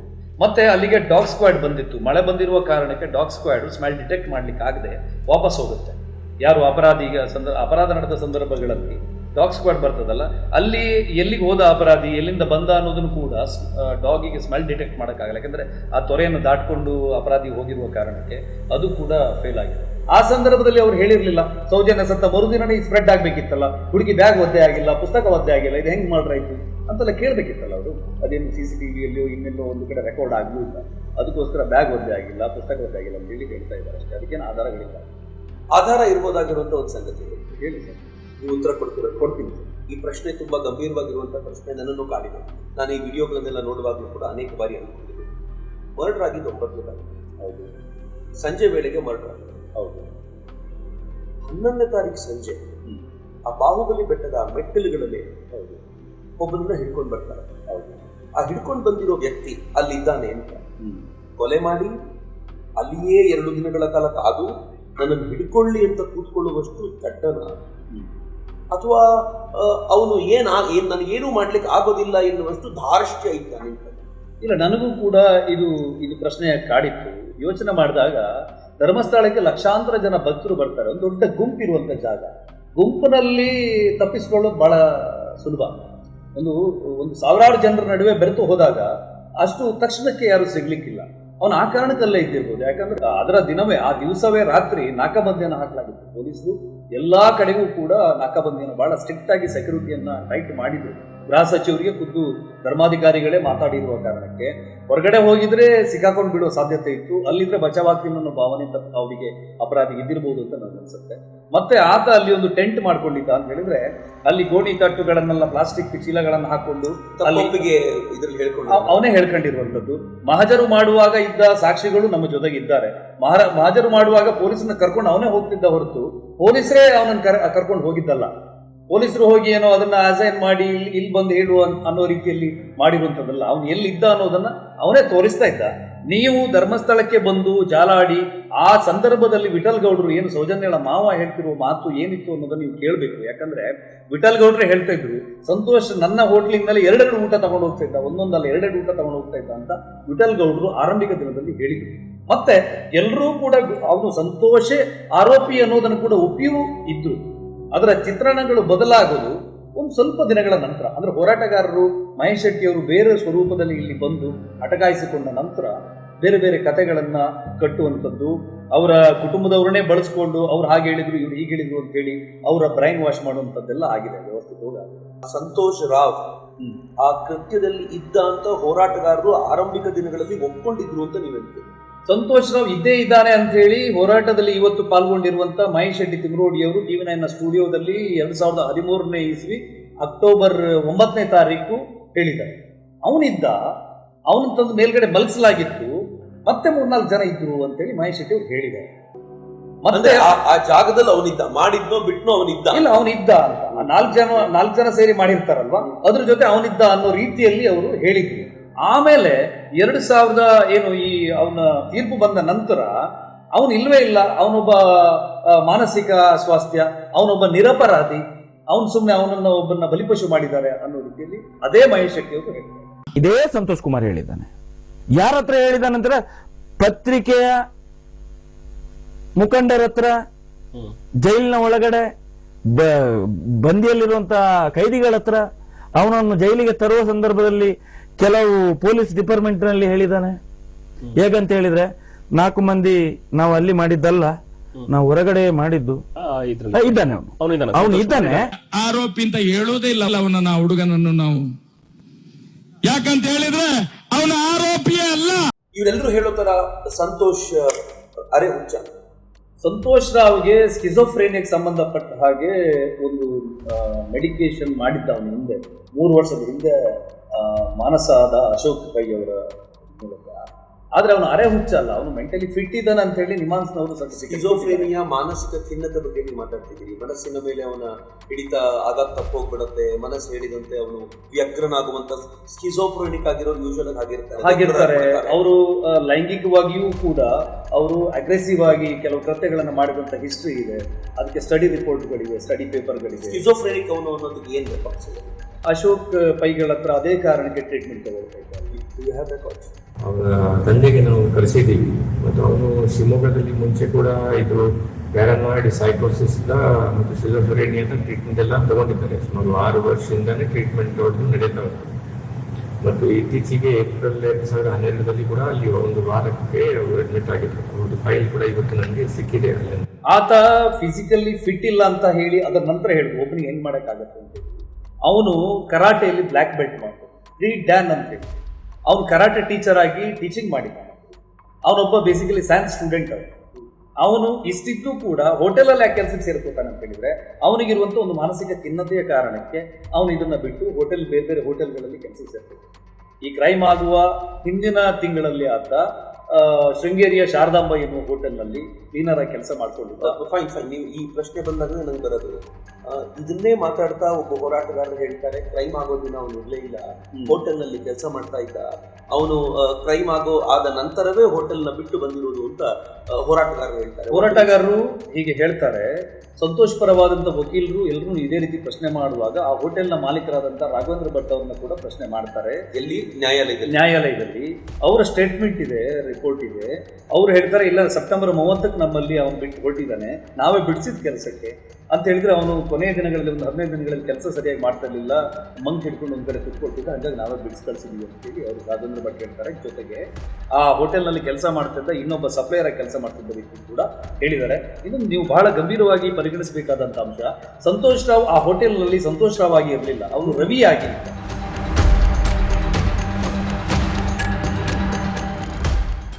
ನಾನೊಬ್ಬ ಕಳ್ಳ ಆದರೆ ಇನ್ನೊಂದೂರಿಗೆ ಹೋದಾಗ ನನ್ನ ಹೆಸರನ್ನ ಬೇರೆ ಮರೆಮಾಚಿ ಬದುಕಬೇಕಾದಂಥ ಅನಿವಾರ್ಯತೆ ಇದೆ. ಅವನು ಅಲ್ಲಿ ರವಿ ಅಂತೇಳಿ ಅವನನ್ನು ಗುರುತಿಸ್ಕೊಂಡಿದ್ದ. ಟಿವಿಯಲ್ಲಿ ಬರೋದನ್ನು ನೋಡಿದಾಗಲೇ, ಟಿವಿಯಲ್ಲಿ ಈತ ಸಂತೋಷ್ ರಾವ್ ಅಂತ ಹೇಳಿ ಹೆಸರನ್ನ ಪ್ರಸಾರ ಮಾಡಿದಾಗಲೇ ಆ ಹೋಟೆಲ್ನ ಇಬ್ಬರಿಗೂ ಗೊತ್ತಾಗಿರುವಂಥದ್ದು ಇವ್ನು ನಮ್ಮಲ್ಲಿ ಕೆಲಸ ಮಾಡ್ತಿದ್ದು ರವಿ ಅಲ್ವಾ, ಇನ್ನು ಸಂತೋಷ್ ರಾವ್ ಅಂತಿದ್ದಾರೆ ಅಂತ ಹೇಳಿದ್ರೆ ಅಪರಾಧದ ಹಿನ್ನೆಲೆ ಇವನಿಗೆ ಹಿಂದೆ ಇತ್ತು ಅನ್ನೋದು ಇದರಿಂದ ನಾವು ಪರಿಗಣಿಸ್ತೀವಿ. ಅಂದ್ರೆ ಹಿ ವಾಸ್ ಸ್ಕಿಜೋಫ್ರೆನಿಕ್. ಹೌದು, ಅಪರಾಧಿ ಹಿನ್ನೆಲೆಯುಳ್ಳಂತ ಸ್ಕಿಜೋಫ್ರೆನಿಕ್ ಆಗಿದ್ದ ಅಂತ ಇರ್ಬೋದು ಸರ್. ಇವನಿಗೆ ಏನಂದ್ರೆ ನನಗನ್ಸೋ ಪ್ರಕಾರ ಇವನು ಒಬ್ಬ ಸಂತ, ಧಾರ್ಮಿಕವಾಗಿ ಬಹಳ ದೊಡ್ಡ ಶ್ರದ್ಧಾಭಕ್ತಿ ಇರುವಂತ ಮನುಷ್ಯ ಎನ್ನುವಂತ ಒಂದು ಸ್ಕಿಜೋಫ್ರೇನಿಯಾ ಇರಬಹುದು. ಯಾಕಂದ್ರೆ ಅವನ ಏನು ಆರ್ಟಿಕಲ್ಸ್ಗಳನ್ನ ವಶಪಡಿಸ್ಕೊಂಡಿದ್ದಾರಲ್ಲ, ಅದರಲ್ಲಿ ಜಪಮಣಿಗಳು ಇತ್ತು. ಇವನು ಯಾವುದೇ ಕೆಲಸಕ್ಕೆ ಹೋಗೋದಾದ್ರೂ ಟೆಂಪಲ್ ಎಲ್ಲಿದೆ ಅಲ್ಲಿಗೆ ಹೋಗ್ತಾ ಇದ್ದ. ಶೃಂಗೇರಿ ಬಿಟ್ಟು ಧರ್ಮಸ್ಥಳಕ್ಕೆ ಬರ್ತಾನೆ. ಧರ್ಮಸ್ಥಳ ಅವನ ಹತ್ರ 3871 ರೂಪಾಯಿ ಅಲ್ಲಿ ಅವ್ರು ಸೀಸ್ ಮಾಡಿದಾಗ ಸಿಕ್ಕಿತ್ತು. ಆ ದುಡ್ಡು ಖಾಲಿ ಆಗೋ ತನಕ ಅಲ್ಲಿ ಓಡಾಡ್ಕೊಂಡು ಊಟ ಮಾಡ್ಕೊಂಡಿದ್ದ. ಬಹುಶಃ ಖಾಲಿ ಆದ ನಂತರ ಇನ್ನೆಲ್ಲ ಕೆಲಸಕ್ಕೆ ಸೇರ್ತಾ ಇದ್ನು, ನನ್ಗೆ ಗೊತ್ತಿಲ್ಲ. ಅಂತ ಹೇಳಿದ್ರೆ ಇವನು ಎಲ್ಲಾ ರೀತಿಯಲ್ಲಿ ಇವನ ಹಿನ್ನೆಲೆಯನ್ನ ನೋಡಿದಾಗಲೂ ಕೂಡ ಇವನೊಬ್ಬ ಅಪರಾಧಿ ಅನ್ನೋದು 2-3 ತನಿಖಾಧಿಕಾರಿಗಳಿಗೆ ಸಾಬೀತಾಗ್ತಾ ಹೋಗಿತ್ತು. ಅದಕ್ಕೆಲ್ಲ ಎವಿಡೆನ್ಸ್ಗಳಿದೆ. ಯಾರು ಪ್ರಭಾವವನ್ನು ಬೀರಿ ನಿಮಗೆ ಪೊಲೀಸ್ ಇಲಾಖೆ ಮೇಲೆ ನಂಬಿಕೆ ಇಲ್ಲ ಅಂತ ಹೇಳಿದ್ರೆ ಅದಕ್ಕೆ ಹೋರಾಟ ಮಾಡಿದ್ರು, COD ಬೇಕು ಅಂತ ಹೇಳಿದ್ರು. COD ಚಾರ್ಜ್ ಶೀಟ್ ಕೊಡುತ್ತೆ, ಅದ್ರ ಮೇಲೆ ನಂಬಿಕೆ ಇಲ್ಲ ಅಂತ ಹೇಳ್ತಾರೆ. CBI ಬರ್ತಾರೆ, CBI ಸೇಮ್ ಇವನೇ ಅಪರಾಧಿ ಅಂತೇಳಿ ಹೇಳುತ್ತೆ, ಅದ್ರ ಮೇಲೆ ನಂಬಿಕೆ ಇಲ್ಲ ಅಂತ ಹೇಳ್ತಾರೆ. ಪುನಃ SIT ಮಾಡಬೇಕು ಅಂತ ಹೇಳ್ತಾರೆ. SIT ಮಾಡಿ SIT ಇದೇ ತೀರ್ಪನ್ನು ಕೊಟ್ಟರು ಕೂಡ ಅಮೆರಿಕದ ಯಾವುದೋ ಸಂಸ್ಥೆ ಬರಬೇಕು ಅಂತ ಇವ್ರು ಹೇಳ್ಬೋದು. ಅಂತ ಹೇಳಿದ್ರೆ ಇವರಿಗೆ ಕುತ್ತು ಸೌಜನ್ಯಳೇ ಬಂದು ಹೇಳಿದ್ರು ಕೂಡ ಇವರು ಸಂತೋಷ್ ರಾವೇ ನನ್ನ ಅತ್ಯಾಚಾರ ಮಾಡಿದ್ರು ಅಂತೇಳಿ ಆ ಮಗುವೇ ಹೇಳಿದ್ರು ಕೂಡ ಇವರು ಒಪ್ಪೋದಿಲ್ಲ. ಇವರಿಗೆ ಇದು ಬಗೆಹರಿಯದೇ ಇರಬೇಕಾದಂತ ಒಂದು ಇಶ್ಯೂ ಆಗ್ತದೆ. ನಿರಂತರವಾಗಿ ಧರ್ಮಸ್ಥಳದ ಮೇಲೆ ಟಾರ್ಗೆಟ್ ಮಾಡಬೇಕು, ದಾಳಿ ಮಾಡಬೇಕು ಅನ್ನೋದು ಇವರ ಉದ್ದೇಶವೇ ಹೊರತು ಎಲ್ಲ ಎವಿಡೆನ್ಸ್ಗಳಿವೆ. ಸಂತೋಷ್ ರಾವ್ ಅಪರಾಧಿ ಅಂತ ಹೇಳಿ ಅವನನ್ನು ಗುರುತಿಸಲಿಕ್ಕೆ ಬೇಕಾದಂತ ಎಲ್ಲ ದಾಖಲೆಗಳು ಇವೆ. ಇವರು ಆರಂಭಿಕ ಹಂತದಲ್ಲೇ ಆ ಏನು ಪ್ರಾಸಿಕ್ಯೂಷನ್ನ ಅಲ್ಲಿನ ಏನು ಪರ ವಿರೋಧ 2 ವಕೀಲರನ್ನ ಒಂದು ಸಿಂಡಿಕೇಟ್ ಮಾಡುವುದರಲ್ಲಿ ಕೂಡ ಸಫಲರಾಗಿದ್ದಾರೆ. ನಾವು ಸತ್ಯಶೋಧನ ವರದಿ ಮಾಡುವಾಗ ಆ ಅಂಶವನ್ನು ನಾವು ವಿಡಿಯೋ ರೆಕಾರ್ಡ್ ಮಾಡಿದ್ದೀವಿ. ಆ ಏನು ಆ ಹೋರಾಟಗಾರರ ಟೀಮ್ನಲ್ಲಿದ್ದವರೇ ಒಬ್ರು 1 ಕೋಟಿ ನಾವು ಖರ್ಚು ಮಾಡಿದ್ದೀವಿ ಅಂತ ಹೇಳಿದ್ದಾರೆ. ಯಾಕೆ 1 ಕೋಟಿ ಖರ್ಚು ಮಾಡಬೇಕು? ನಮಗೆ 1 ಕೋಟಿ ಮೇಲೆ ಖರ್ಚಾಗಿದೆ. CBI ಅಲ್ಲಿ ಆಫೀಸರ್ಸ್ ಅದೆಲ್ಲ ಎಲ್ಲೆಲ್ಲಿ ಹೋಗ್ಬೇಕು, ಲಾಯರ್ಗೆ ಒಂದು ಲಾಯರ್ ಹೋಗಿ 1.5 ಲಕ್ಷ ಬೇಕು. CBI ಕಡೆಯಿಂದ ಲಾಯರ್ನು ಮಾತಾಡಿಸ್ಬೇಕು, ಅವರಿಗೂ ಏನಾದರೂ ಕೊಡ್ಬೇಕಲ್ವಾ? ಅಲ್ವಾ? ಅದೆಲ್ಲ ಇರ್ತದೆ, ಅದನ್ನ ನಾವು ಈಗ ಮಾಡ್ಲಿಕ್ಕೆ ಹೇಳಿಕ್ಕೆ ಆಗ್ತದೆ. ಹೌದು. ಅದೆಲ್ಲ ತೀರ್ಪೆಲ್ಲ ಇಷ್ಟು ಸ್ಟ್ರಾಂಗ್ ಆಗಿ ಬರಬೇಕಿದ್ರೆ ಏನಾದ್ರು ಮಾತಾಡಿರ್ತೀರಿ. ಲಾಸ್ಟಿಗೆ CBI ಡಿಪಾರ್ಟ್ಮೆಂಟ್ ಎಲ್ಲ ನಿಮಗೆ ಒಳ್ಳೆ ನಿಮ್ಮ ಫಾರ್ ಇದ್ರ ಲಾಸ್ಟಿಗೆ ನಮಗೆ ಅವರ ವಕೀಲರು ನಿಮ್ಮ ಫಾರ್ ಮಾಡಿದ್ರ? ವಕೀಲರು ಮಾತ್ರ ಅಷ್ಟೇ ಮಾಡಿದ್ರಲ್ಲ. CBI ಒಳ್ಳೆಯವರ ಅವರು ವಕೀಲರು? ಊರಿನವರೇ. ಹೌದಾ? ಹೌದು. CBI ಊರಿನವರೇ. ಇವರು ಸಂತೋಷ್ ರಾವ್ ಊರಿನವರು. ಅಲ್ಲಲ್ಲ, ಈ CBI ಕಡೆಯಿಂದ ಒಬ್ಬ ವಕೀಲರು ಇರ್ತಾರಲ್ಲ, PP ಅವರು ಸಪೋರ್ಟ್ ಮಾಡಿದ್ರಲ್ಲ? ಸಪೋರ್ಟ್ ಮಾಡಿದಾರ. ಅವ್ರು ಮಾಡಿದಕ್ಕೋಸ್ಕರ ಒಂದು ಹೆಲ್ಪ್, ಈ ತರ ಒಂದು ರಿಪೋರ್ಟ್ ಬಂದು, ತೀರ್ಪು ಬಂತು. ಹೌದು. ಸಂತೋಷ್ ರಾವ್ ಕುರಿತಂತೆ ಮಾತಾಡುವಾಗ ಒಬ್ಬ ಲೈಂಗಿಕವಾಗಿ ತುಂಬ ತುಡಿತವುಳ್ಳಂಥ ವ್ಯಕ್ತಿ, ಅದನ್ನು ಆಧ್ಯಾತ್ಮಿಕ ಅಂತ ಕೂಡ ಬಿಂಬಿಸ್ತಾರೆ. ಹೇಗಾದರೂ ಸರಿ, ನೀವೊಂದನ್ನು ಹೇಳ್ತೀರಾ, ಅವರೊಂದು ಹೇಳ್ತೀರಾ. ಆದರೆ ಪ್ರಾಮಾಣಿಕವಾಗಿ ನಿಂತು ಯೋಚನೆ ಮಾಡೋದಾದರೆ ಒಬ್ಬ ಸಾಮಾನ್ಯವಾಗಿರುವಂಥ ಈ ಥರ ವ್ಯಕ್ತಿ ಒಂದು ಹೆಣ್ಣು ಮಗಳನ್ನು ಈ ತೊರೆಯನ್ನು ದಾಟಿಸಿ ಆ ಕಡೆ ಕರ್ಕೊಂಡು ಹೋಗಿ ಅವನು ಒಂದು ರೇಪ್ ಮಾಡುವಂಥ ಈ ಪ್ರಕ್ರಿಯೆಯನ್ನು ಯೋಚನೆ ಮಾಡಲಿಕ್ಕಾದರೂ ಸಾಧ್ಯವಾ?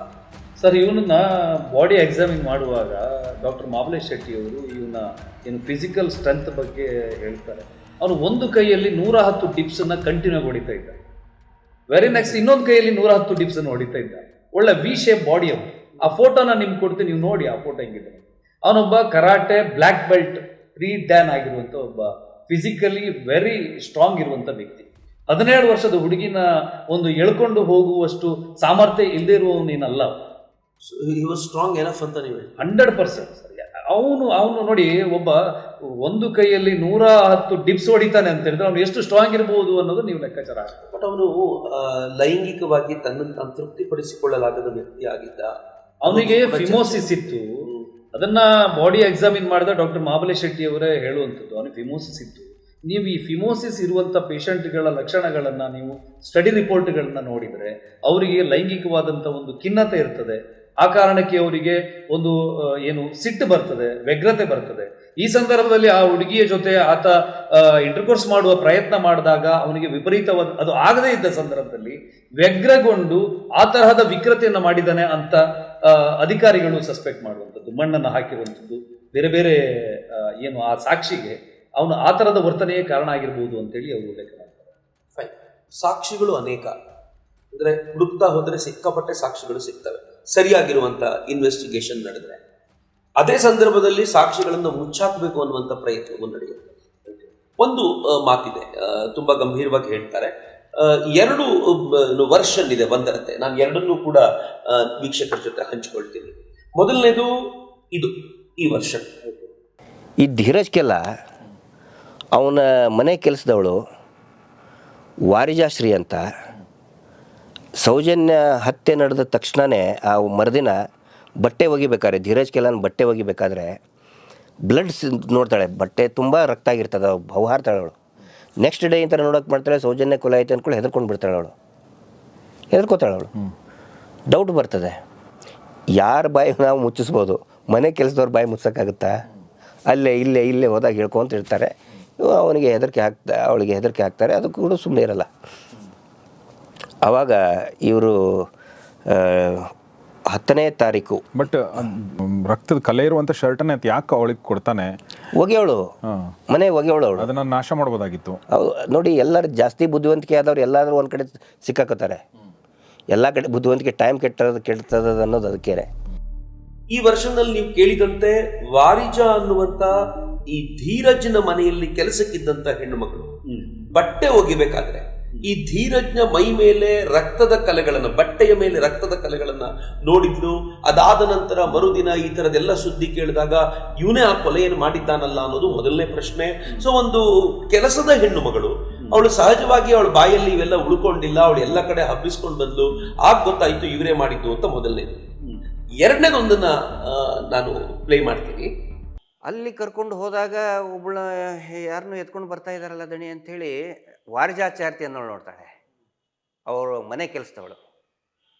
ಇವರು ಮತ್ತು ಅಲ್ಲೇ ಇದು ಮಾಡ್ತಾರೆ, ಪೇನ್ ಆದಾಗ ಮತ್ತೆ ಅವಳಿಗೆ ಎಚ್ಚರ ಆಗುತ್ತೆ. ಅಲ್ಲಿನೂ ಕೂಡ ಅದೇ ರೀತಿ ಅವಳಿಗೆ ಮಾಡ್ತಾರೆ, ಎಚ್ಚರ ತಪ್ಪಿಸಿ ಮತ್ತೆ ಒಂದು ಸೆಕೆಂಡ್ ಇದು ಮಾಡ್ತಾರೆ. ಅಲ್ಲಿ ಸ್ವಲ್ಪ ಹೊಡೆದಾಟ ಎಲ್ಲ ಇದನ್ನಾಗುತ್ತೆ, ಬ್ಲಡ್ ಸ್ಟೇನ್ ಬರ್ತದಲ್ಲಿ. ಇವಳು ನೋಡ್ತಾಳೆ ಅದನ್ನ, ಹಿಂಗೇನೋ ಆಗ್ತಾ ಇದೆ ಅಂಥೇಳಿ. ಆ ವಾರಿಜಾಚಿ ಇರಬೇಕಲ್ಲ, ಅಥವಾ ಊರು ಬಿಟ್ಟು ಹೋಗಿರಬೇಕು. ಎಲ್ಲಿದ್ದಾಳೆ ಅವಳು? ಅದೇ ಪೀಲ್ಯಾದ ಅದೇ ಬಾವಿಯಲ್ಲಿ ಸ್ವಲ್ಪ ಇದನ್ನಾದ್ಮೇಲೆ ಅವಳು ಸತ್ತು ಹೋಗ್ತಾಳೆ. ಈ ವಿಡಿಯೋದ ಪ್ರಕಾರ ಆಕೆ ಈ ಹೆಣ್ಣು ಮಗಳನ್ನ ಹೊತ್ಕೊಂಡು ಹೋಗ್ಬೇಕಾದ್ರೆ ನೋಡಿದ್ಲು, ಅಲ್ಲಿ ಫಾರ್ಮ್ ಹೌಸ್ ಅಲ್ಲಿ ಇದ್ಲು. ಸೊ ಈ ಎರಡರಲ್ಲಿ ಯಾವುದು ಸರಿ, ಯಾವುದು ತಪ್ಪು? ಸರ್, ಇದು ಸುಳ್ಳು ಕಥೆಯನ್ನ ಕಟ್ಟುವಂತ ಹೋರಾಟಗಾರರು ಹೇಳಿದ ಸುಳ್ಳನ್ನ ಮರೆತು ಬಿಟ್ಟಿದ್ದಾರೆ. ನಿಮಗೆ ಸತ್ಯವನ್ನ ನೆನ್ಪಿಟ್ಕೊಳ್ಬೇಕಾದ ಅಗತ್ಯ ಇಲ್ಲ, ಅದು ಸತ್ಯ. ಸುಳ್ಳನ್ನ ಮಾತ್ರ ನಾನು ಏನು ಸುಳ್ಳು ಹೇಳಿದ್ದೀನಿ ಅನ್ನೋದು ನೆನ್ಪಿಟ್ಕೋಬೇಕಾಗತ್ತೆ. ಇವ್ರು ಮರೆತು ಬಿಟ್ಟು ಇನ್ನೊಂದು ಸುಳ್ಳನ್ನು ಅದಕ್ಕೆ ಜೋಡಿಸಿದ್ದಾರೆ. ನಿಮಗೆ ನೋಡಿ ಹೇಳ್ತೀನಿ, ಸೌಜನ್ಯ ರೇಪ್ ಅಂಡ್ ಮರ್ಡರ್ ಆಗಿರುವಂಥದ್ದು 2012ನೇ ಇಸ್ವಿಯಲ್ಲಿ ಅಕ್ಟೋಬರ್ 9ನೇ ತಾರೀಕು. ವಾರಿಜಾ ಆಚಾರ್ತಿಯವರು ಸಾಯುವುದು 1 ವರ್ಷದ ನಂತರ. ಈ ಬ್ಲಡ್ಡೆಡ್ ಶರ್ಟ್ ಅನ್ನ ವಾರಿಜಾ ಆಚಾರ್ತಿಯವರು ವಾಶ್ ಮಾಡಿದ್ದಾರೆ ಅಂತ ಆದರೆ ಆ 1 ವರ್ಷಗಳ ಕಾಲ ಧೀರಜ್ ಜೈನ್ ಹೆಸರು ಬರೋದು 1 ವರ್ಷದ ನಂತರವೇ. ಅವನು 1 ವರ್ಷಗಳ ಕಾಲ ಆ ಶರ್ಟ್ ಅನ್ನು ಫ್ರಿಜ್ ಅಲ್ಲಿ ಇಟ್ಕೊಂಡಿರ್ಬೇಕು. ಈಗ ವಾರಿಜಾ ಆಚಾರ್ತಿ ಅವರ ಕುಟುಂಬದವರನ್ನೇ ನಾನು ಮಾತಾಡ್ತೀನಿ, ನಿಮಗೆ ಲೈವ್ ಆಗಿ ತಗೊಳ್ತೀನಿ. ಧರ್ಮಸ್ಥಳದಿಂದ ಒಂದು 15-20 ಕಿಲೋಮೀಟರ್ ದೂರ ಇರುವಂತ ಜಾಗ ಅದು.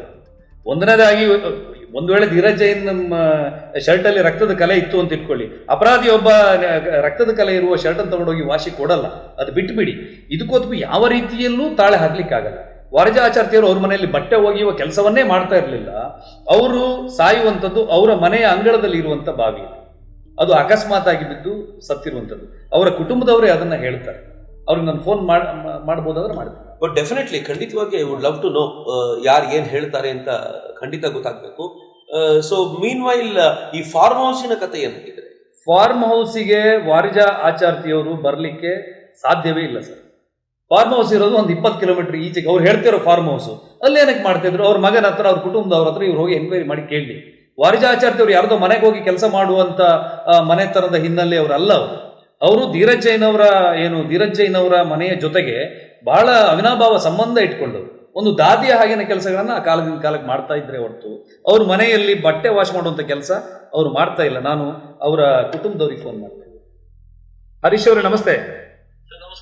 ವಸಂತ್ ಗಿಳಿಯರ್ ಮಾತಾಡ ಸರ್. ಈಗ ನಾನು ಒಂದು ಡಿಬೇಟ್ ಅಲ್ಲಿ ಕೂತ್ಕೊಂಡಿದ್ದೀನಿ. ವಾರಿಜ ಆಚಾರ್ತಿ ಅವರ ಪ್ರಕರಣ, ಇವರು ಒಂದು ಕಥೆ ಹೇಳಿದೆ. ನಾನು ನಿಮ್ಮಲ್ಲಿ ಎಲ್ಲ ಬಂದು ವೆರಿಫಿಕೇಶನ್ ಮಾಡಿದ್ದೆ ಒಮ್ಮೆ. ಅದೊಂದು ಏನ್ ಸರ್ ಅವ್ರದ್ದು ಮರ್ಡರ್ ಆಗಿದೆಯಾ? ಇಲ್ಲ ಸರ್, ಈಗ ನಿಮ್ಮಲ್ಲಿ ನಾನು ಈಗ ಅವರ ರಿಲೇಷನ್ ಅಂದ್ರೆ ನನ್ನ ಅತ್ತೆ ಮಗಳವರು. Okay okay. ನನಗೆ ಯಾಕಂತೇಳಿ ನಾವೊಂದು ಕುಟುಂಬದವರು. ಓಕೆ. ಇದು ಅವ್ರದ್ದು ಮರ್ಡರ್ ಅಲ್ಲ ಅಂತೇಳಿ ನಾವು ಅಷ್ಟು ಕ್ಲಿಯರೆನ್ಸ್ ನಿಮ್ಗೆ ಮಾಡಿದ್ದೀವಿ ನಾವು. ಹೌದು ಹೌದು ಹೌದು. ಎಲ್ಲಿವರೆಗೆ ಅಂತ ಹೇಳಿದ್ರೆ ಇದು ಡೆತ್ ಸರ್ಟಿಫಿಕೇಟ್ ಅಲ್ಲಿ ಇವತ್ತೇ ಕೂಡ 14/10/2013 ಡೆತ್ ಆದವರು. ಇದು ಆತ್ಮಹತ್ಯೆಯಿಂದ ಡೆತ್ ಸರ್ಟಿಫಿಕೇಟ್ ಅಲ್ಲಿ ಕೂಡ ಇದೆ. ಒಂದು ಚಕ್ರವರ್ತಿ ಅವರು ಇದ್ದಾರೆ ಇಲ್ಲಿ ಲೈನ್ ಅಲ್ಲಿ, ಅವ್ರು ಮಾತಾಡ್ತಾರೆ. ಸರ್ ನಮಸ್ಕಾರ. ನಮಸ್ಕಾರ. ನನಗೊಂದು 2-3 ಪ್ರಶ್ನೆಗಳಿವೆ ಈ ಕುರಿತಂತೆ, ನೀವೇ ಉತ್ತರಿಸಬೇಕು. ಈ ವಾರಿಜ ಆಚಾರ್ತಿಯವರು ಈ ಧೀರಜ್ ಜೈನ್ ಧೀರಜ್ ಕೆಲ್ಲ ಅವರ ಶರ್ಟಿಗೆ ಆಗಿದ್ದ ಕಲೆಗಳನ್ನ, ರಕ್ತದ ಕಲೆಗಳನ್ನ ನೋಡಿದ್ರು, ಬಟ್ಟೆ ಒಗಿತಾ ಇದ್ರು, ಅವ್ರ ಮನೆಯಲ್ಲಿ ಬಟ್ಟೆ ಒಗೆಯೋ ಕೆಲಸದಲ್ಲಿದ್ರು ಅಂತ ಒಂದು ಆರೋಪ ಇದೆ. ಇದು ನಿಜವಾ? ಇದನ್ನ ನೋಡಿದ್ರ ಅವರು? ನಾನು ಹಿಂದೆ ನನ್ನನ್ನು ಮಾತಾಡಿಸುವಾಗ ಒಂದು ಮಾತು ಹೇಳಿದ್ದೆ. ನಾನು ಸಾಮಾನ್ಯ 1.5 ವರ್ಷ 2 ವರ್ಷದಿಂದ ಅವರ ಮನೆಗೆ ಕೆಲಸಕ್ಕೆ ಹೋಗ್ತಾ ಇರ್ಲಿಲ್ಲ. ವಾರಜಾತಿಯವರು ಅವರು ಚಿಕ್ಕಂದಿದ್ಲೆ ಅವರ ಮನೆಯಲ್ಲಿ ಒಂದು ಫ್ಯಾಮಿಲಿ ಮೆಂಬರ್ ಆಗಿ ಅವರಿದ್ದರು. ಅಷ್ಟಪಾಲ ಅವರನ್ನು ಅವ್ರ ಕೆಲಸದವರು ಅಂತ ತಿಳ್ಕೊಳ್ಳಿಲ್ಲ. ಅವರನ್ನು ಈಗ ಅವ್ರು ಏನ್ ಹೇಳ್ತಾರೆ ಅಂದ್ರೆ ಅವರು ಬಟ್ಟೆ ತೊಳೆಯೋ ಬೇರೆ ಕೆಲಸ ಮಾಡ್ತಾ ಇದ್ರು ಅಂತ ಹೇಳಿ. ಮ್ಯಾಕ್ಸಿಮಮ್ ಅವ್ರು ಏನ್ ಕೆಲಸ ಮಾಡ್ತಾ ಇದ್ರು ಅಂತ ಹೇಳಿದ್ರೆ ಅವ್ರ ಮನೆಯಲ್ಲಿ ಕೆಲಸಕ್ಕೆ ಇವತ್ತಿಗೂ ಕೂಡ ಕೆಲಸಕ್ಕೆ ಜನ ಇದ್ದಾರೆ.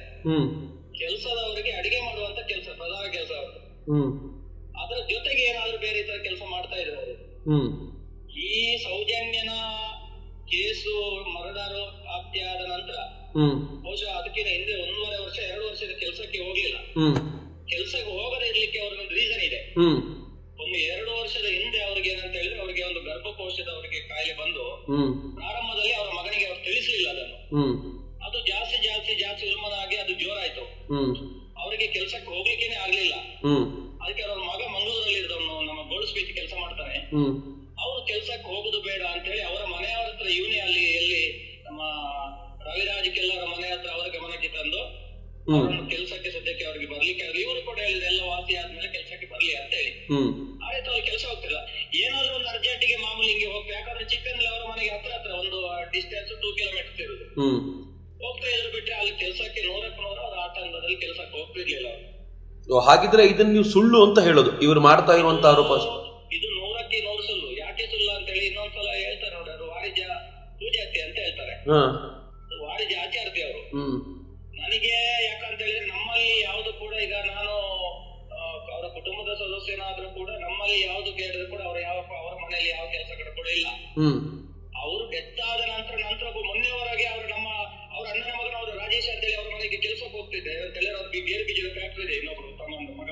ಯಾವಾಗ ಕೆಲಸಕ್ಕೆ ಹೋಗ್ತಿದ್ದ ಇವರು ನಮ್ಮ ವಾರಜಾತಿ ಅವರು ಡೆತ್ ಆದ ನಂತರ ಈಗ ಮೊನ್ನೆವರೆಗೂ ಅವ್ರು ಕೆಲಸಕ್ಕೆ ಹೋಗ್ತಿದ್ದೆ ಅವರ ಫ್ಯಾಕ್ಟ್ರಿಗೆ, ಗೇರು ಬೀಜದ ಫ್ಯಾಕ್ಟ್ರಿಯಲ್ಲಿ.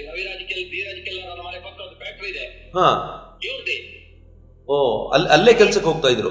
ಅಲ್ಲೇ ಕೆಲಸಕ್ಕೆ ಹೋಗ್ತಿದ್ದೇನೆ. ಗೇರು ಬೀಜ ಫ್ಯಾಕ್ಟ್ರಿ ಅವನಿಗೆ ಮತ್ತೆ ನಮ್ಮ ಕಾರ್ಪೆಂಟರ್ ಕೆಲಸಕ್ಕೆ ಹೋಗ್ತಾ ಇದ್ದಾನೆ. ಅಂದ್ರೆ ಈಗಲೂ ಚೆನ್ನಾಗಿದ್ದಾರೆ? ಏನಿಲ್ಲ, ಇವತ್ತಿಗೂ ಕೂಡ ಯಾವ್ದಾದ್ರು ಒಂದು ದೇವಸ್ಥಾನ ಇದೆ, ಅದರದೊಂದು ಪೂಜೆ ಕಾರ್ಯಕ್ರಮ ಆದ ನಂತರ ಎಲ್ಲದಕ್ಕೂ ಕೂಡ ಅವ್ರು ಬರ್ತಾರೆ. ಸರಿ, ಹಾಗಿದ್ರೆ ಇಲ್ಲಿ ಆಕೆಯ ಹತ್ಯೆ ಮಾಡುವಂತ ಪ್ರಕರಣವೇ ಇಲ್ಲ ಸರ್. 100ಕ್ಕೆ 100 ಇಲ್ಲ. ಯಾಕಂತ ಹೇಳಿದ್ರೆ ನೀವು ಈಗ ರವಿರಾಜ್ ನಮ್ಮ ಕೆಲ್ಲರ ಬಗ್ಗೆ ಈಗ ಇವರು ಧೀರಜ್ ಕೆಲ್ಲ ಇರುವಂತದ್ದು ಸಾಮಾನ್ಯ ಅಲ್ಲಿ ಯಾವತ್ತು ಅವರ ಪ್ರೋಗ್ರಾಮ್ಗೆ ಬರುದು ಹೋಗುದು ಬಿಟ್ಟರೆ ಅವರು ಸಾಮಾನ್ಯ ನಮ್ಮ ಪಿಲ್ಲಿ ಆಳದ ಅಂಗಡಿಗರು ಬರುದಿಲ್ಲ, ಕಮ್ಮಿ. ಅವರ ಚಿಕ್ಕಪ್ಪ ಅವರ ಮಕ್ಕಳು ಮಾತ್ರ ಇಲ್ಲಿ ಇರುದು ನಮ್ಮ ನಾವರದಲ್ಲಿ.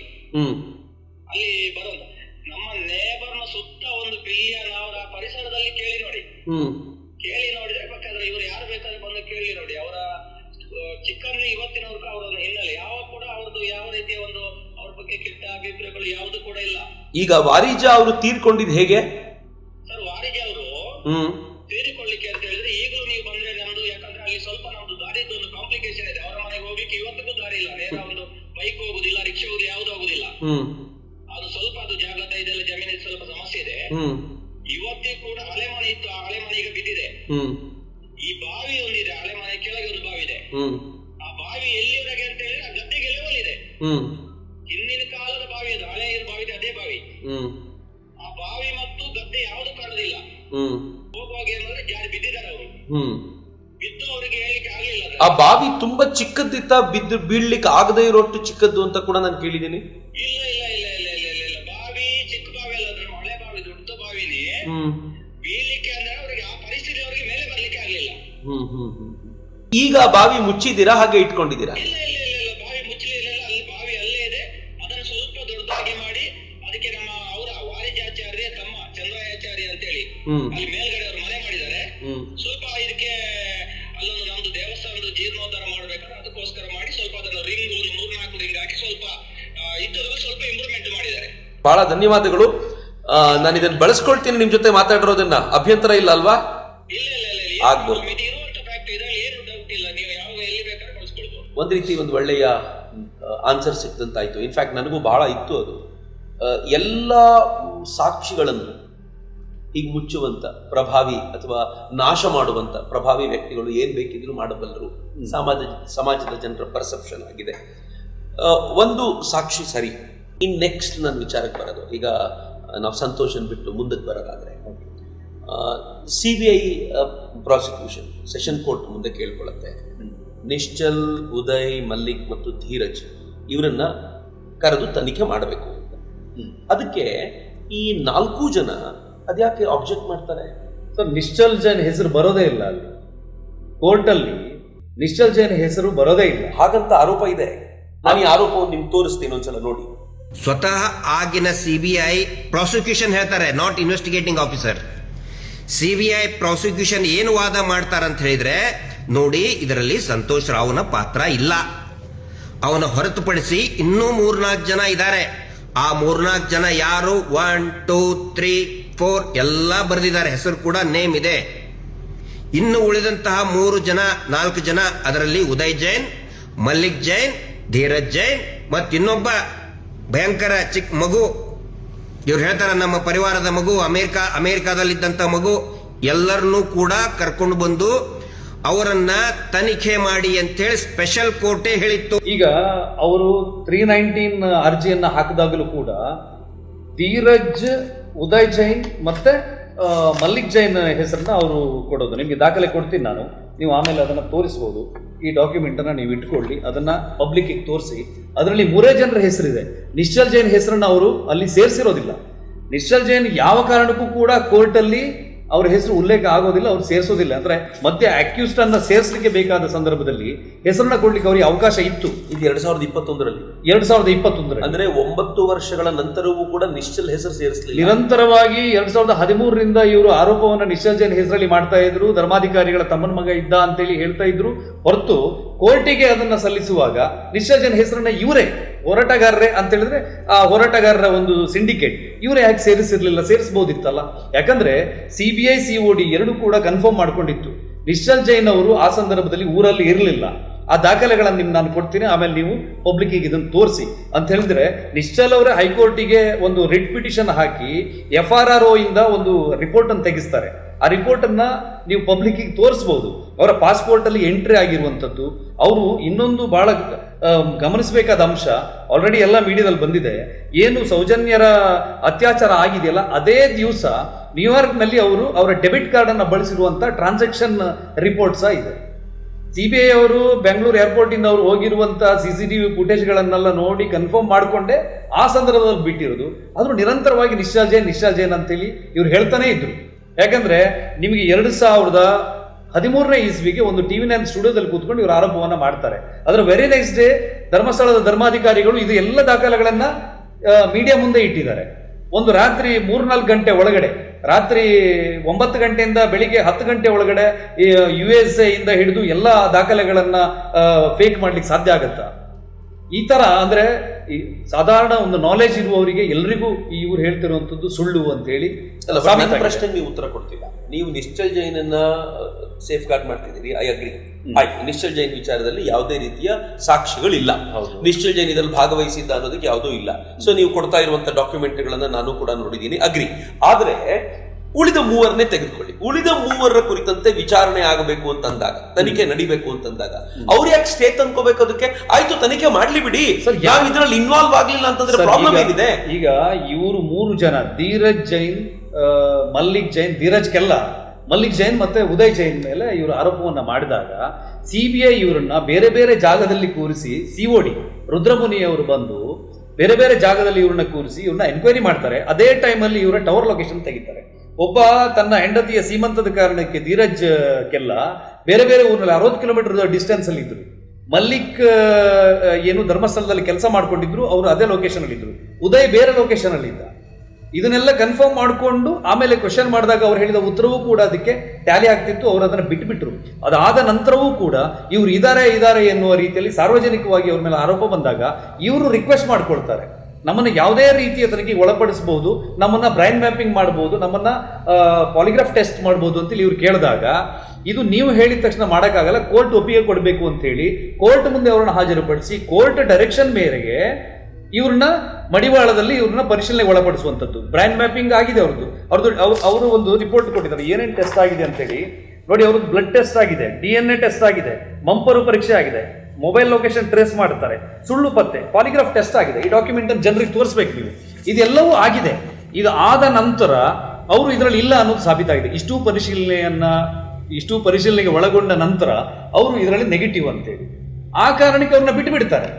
ಪುನಃ ಮತ್ತೆ ಅವ್ರನ್ನ ಸೇರಿಸಬೇಕು ಅಂತೇಳಿ ಇವರು ಹೊರಟಾಗ ಅವರು ಹೈಕೋರ್ಟಿಗೆ ಹೋಗಿ ನಮ್ದು ಎಲ್ಲಾ ರೀತಿಯ ಎನ್ಕ್ವೈರಿ ಆಗಿದೆ ಅಂತ ಹೇಳಿ ಅದನ್ನೆಲ್ಲ ಸಬ್ಮಿಟ್ ಮಾಡಿದ ನಂತರ ಆ ಬೇಸ್ ಮೇಲೆ ಅವರಿಗೆ ಇನ್ ಫರ್ದರ್ ಎನ್ಕ್ವೈರಿ ಅವ್ರನ್ನ ಮಾಡೋ ಅಗತ್ಯ ಇಲ್ಲ ಅಂತೇಳಿ ಹೈಕೋರ್ಟ್ ಹೇಳುವಂಥದ್ದು. ಇವ್ರು ನಮ್ಮನ್ನು ತನಿಖೆ ಮಾಡಬೇಡಿ ಅಂತ ಹೇಳಿ ಇವ್ರು ಹೇಳಿರೋದಲ್ಲ, ಇವ್ರು ಆ ರೀತಿ ಜನರಿಗೆ ಸುಳ್ಳನ್ನ ಬಿಂಬಿಸ್ತಾ ಇದ್ದಾರೆ.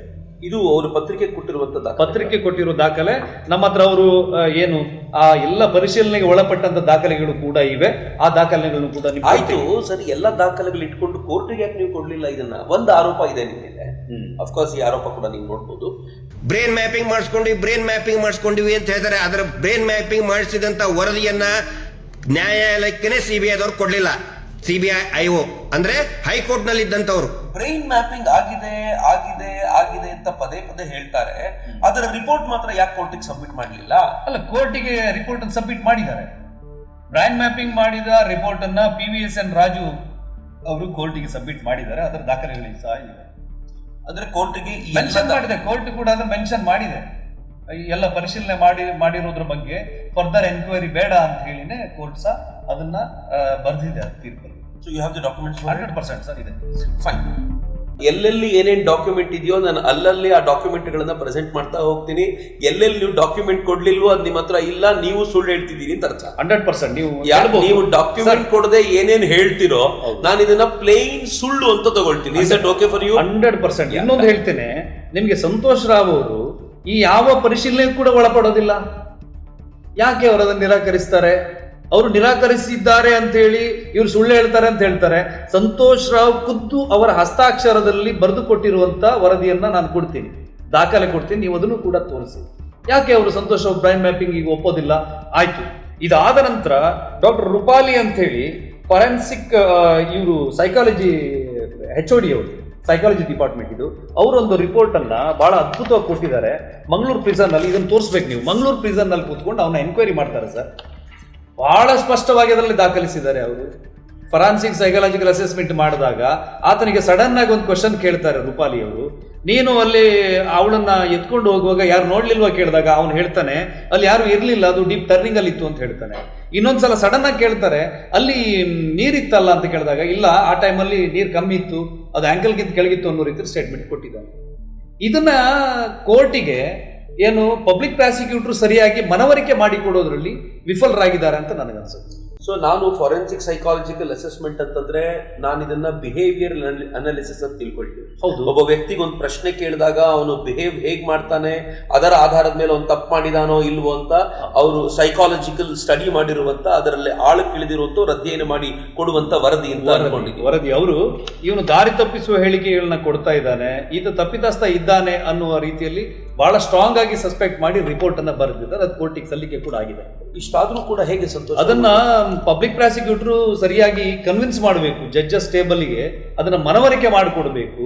ಇಲ್ಲಿ ಪರ ಮತ್ತೆ ವಿರೋಧದ ಎರಡೂ ವ್ಯವಸ್ಥೆಯನ್ನ, ವಕೀಲರನ್ನ, ಪಬ್ಲಿಕ್ ಪ್ರಾಸಿಕ್ಯೂಟರ್ ಮತ್ತೆ ಅವರೆಲ್ಲ ಸೇರಿ ಸಿಂಡಿಕೇಟ್ ಆಗಿ ಕ್ಲಬ್ ಆಗಿ ಒಂದು ಧಾರ್ಮಿಕ ಶ್ರದ್ಧಾ ಕೇಂದ್ರದ ವಿರುದ್ಧ ಇದು ಪ್ರತಿಯೊಬ್ಬರು ಮಾಡುವಂತ ಆರೋಪ ವಸಂತ್ರೆ. ಐ ಆಮ್ ಸಾರಿ, ನೀವು ತುಂಬಾ ತಿಳ್ಕೊಂಡಿರೋರು, ಬಟ್ ಟೆಲ್ ಮಿ, ಪ್ರತಿಯೊಬ್ಬ ವಿರೋಧಿಗಳು ಕೂಡ ಇದು ಆರೋಪ ಮಾಡೋದಿಲ್ವಾ? ಪಬ್ಲಿಕ್ ಪ್ರಾಸಿಕ್ಯೂಟರ್ ಮತ್ತು ಇವರು ಒಂದಾಗ್ಬಿಟ್ಟಿದ್ದಾರೆ, ಹಿಂಗಾಗಿ ಶಿಕ್ಷೆ ಆಗ್ಲಿಲ್ಲ, ಮತ್ತೊಂದಾಗ್ಲಿಲ್ಲ ಅಂತ. Don't you think so?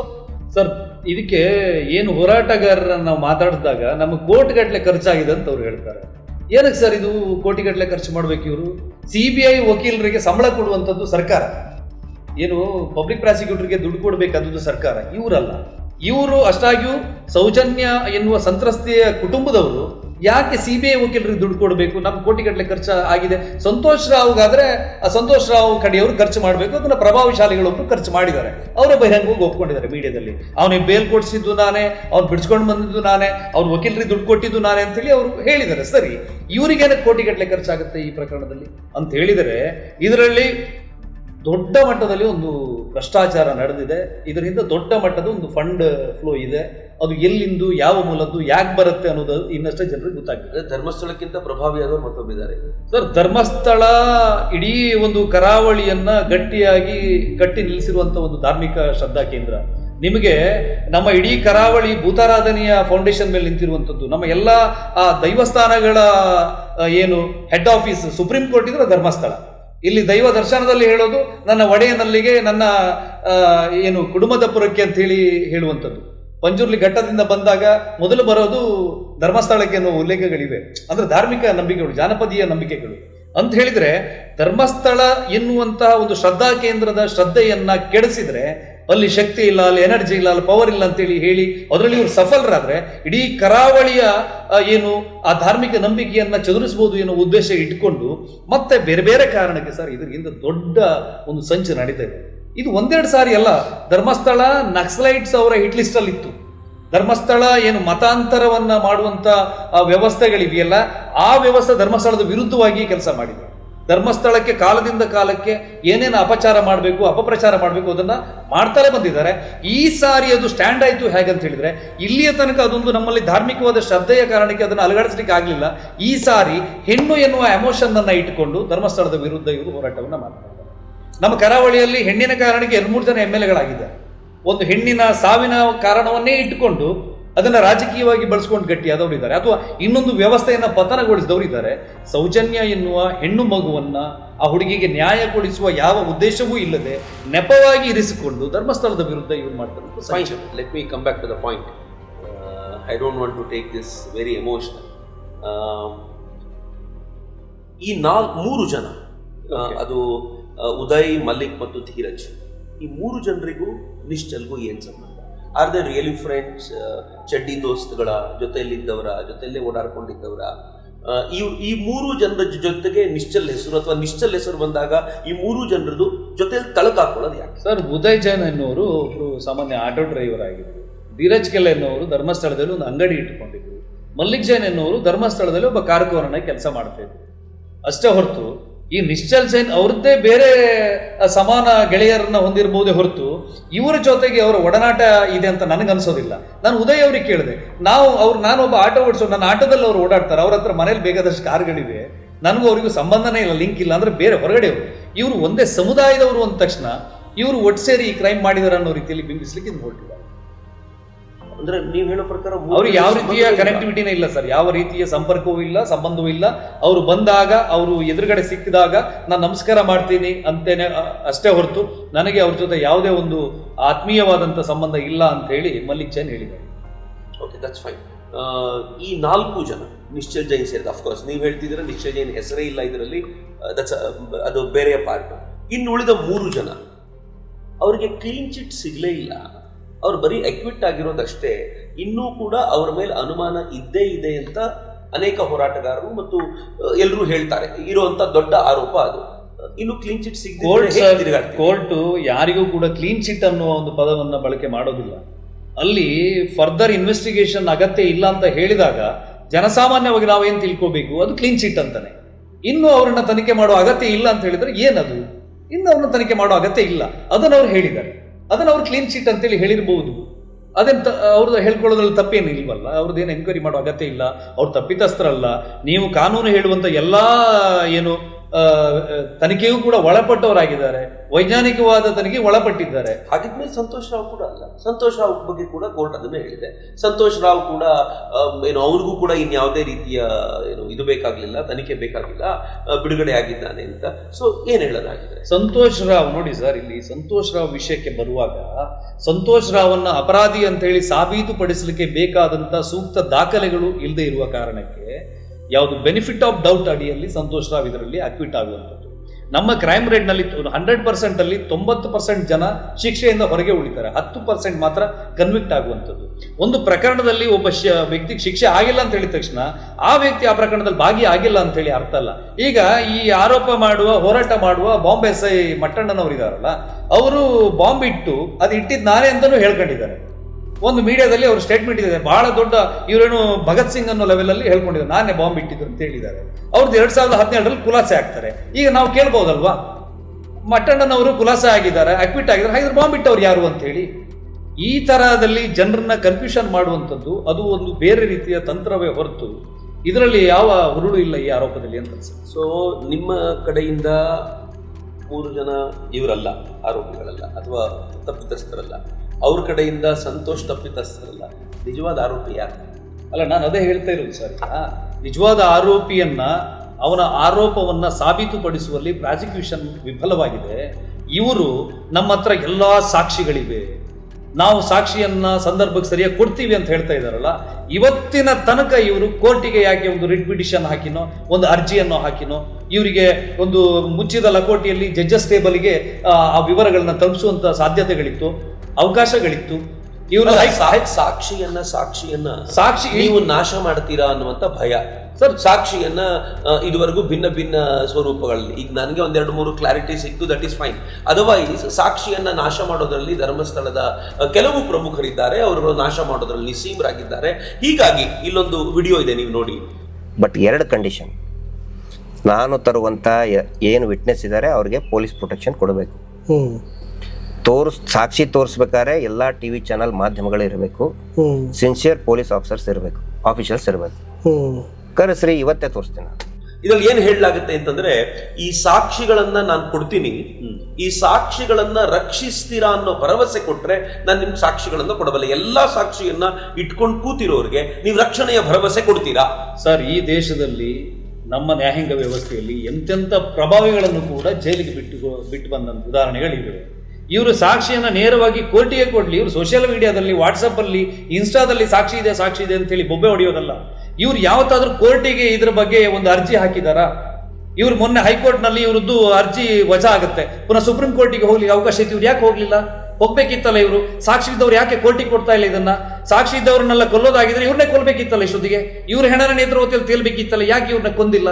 ಇದೆಲ್ಲ ಜನರಿಗೆ ಸುಮ್ಮನೆ ಜನರ ಏನು ಭಾವನೆಗಳನ್ನ ಒಂದು ಕದಲಿಸಲಿಕ್ಕೆ ಮಾಡ್ತಿರುವಂತ ಸಂಚೆ ಹೊರತು ನಿಜವಾಗಿಯೂ ಸೌಜನ್ಯಳಿಗೆ ನ್ಯಾಯ ಸಿಗಬೇಕು ಎನ್ನುವ ಉದ್ದೇಶ ಇವರಿಗೆ ಇದ್ದಿದ್ದೇ ಹೋದಾಗಿದ್ರೆ, ಇಷ್ಟೊತ್ತಿಗೆ ಇವ್ರ ಹತ್ರ ಸಾಕ್ಷಿ ಇದ್ದಿದ್ದೇ ಹೋದಾಗಿದ್ರೆ ಇವರು ನ್ಯಾಯಾಲಯದಲ್ಲಿ ಇದ್ರ ಬಗ್ಗೆ ಬಡಿದಾಟ ಮಾಡ್ತಾ ಇದ್ರು ಹೊರತು ಇಲ್ಲಿ ಬೀದಿ ಬೊಂಬಡ ಹೊಡ್ಕೊಂಡು ಸುಳ್ಳುಗಳನ್ನ ಹೇಳ್ಕೊಂಡು ಬಣ್ಣದ ಕಲರ್ ಕಾಗೆ ಹಾರಿಸ್ಕೊಂಡು ತಿರ್ಗಾಡ್ತಾ ಇರಲಿಲ್ಲ. ಬಟ್ ನನಗೆ ನೆನಪಿದ್ದಂತೆ ಒಂದು PIL ಇದ್ರ ಕುರಿತಂತೆ ಹಾಕಿದ್ದು ನಾನು ಓದಿದ್ದು ನೆನಪಿದೆ ನನಗೆ.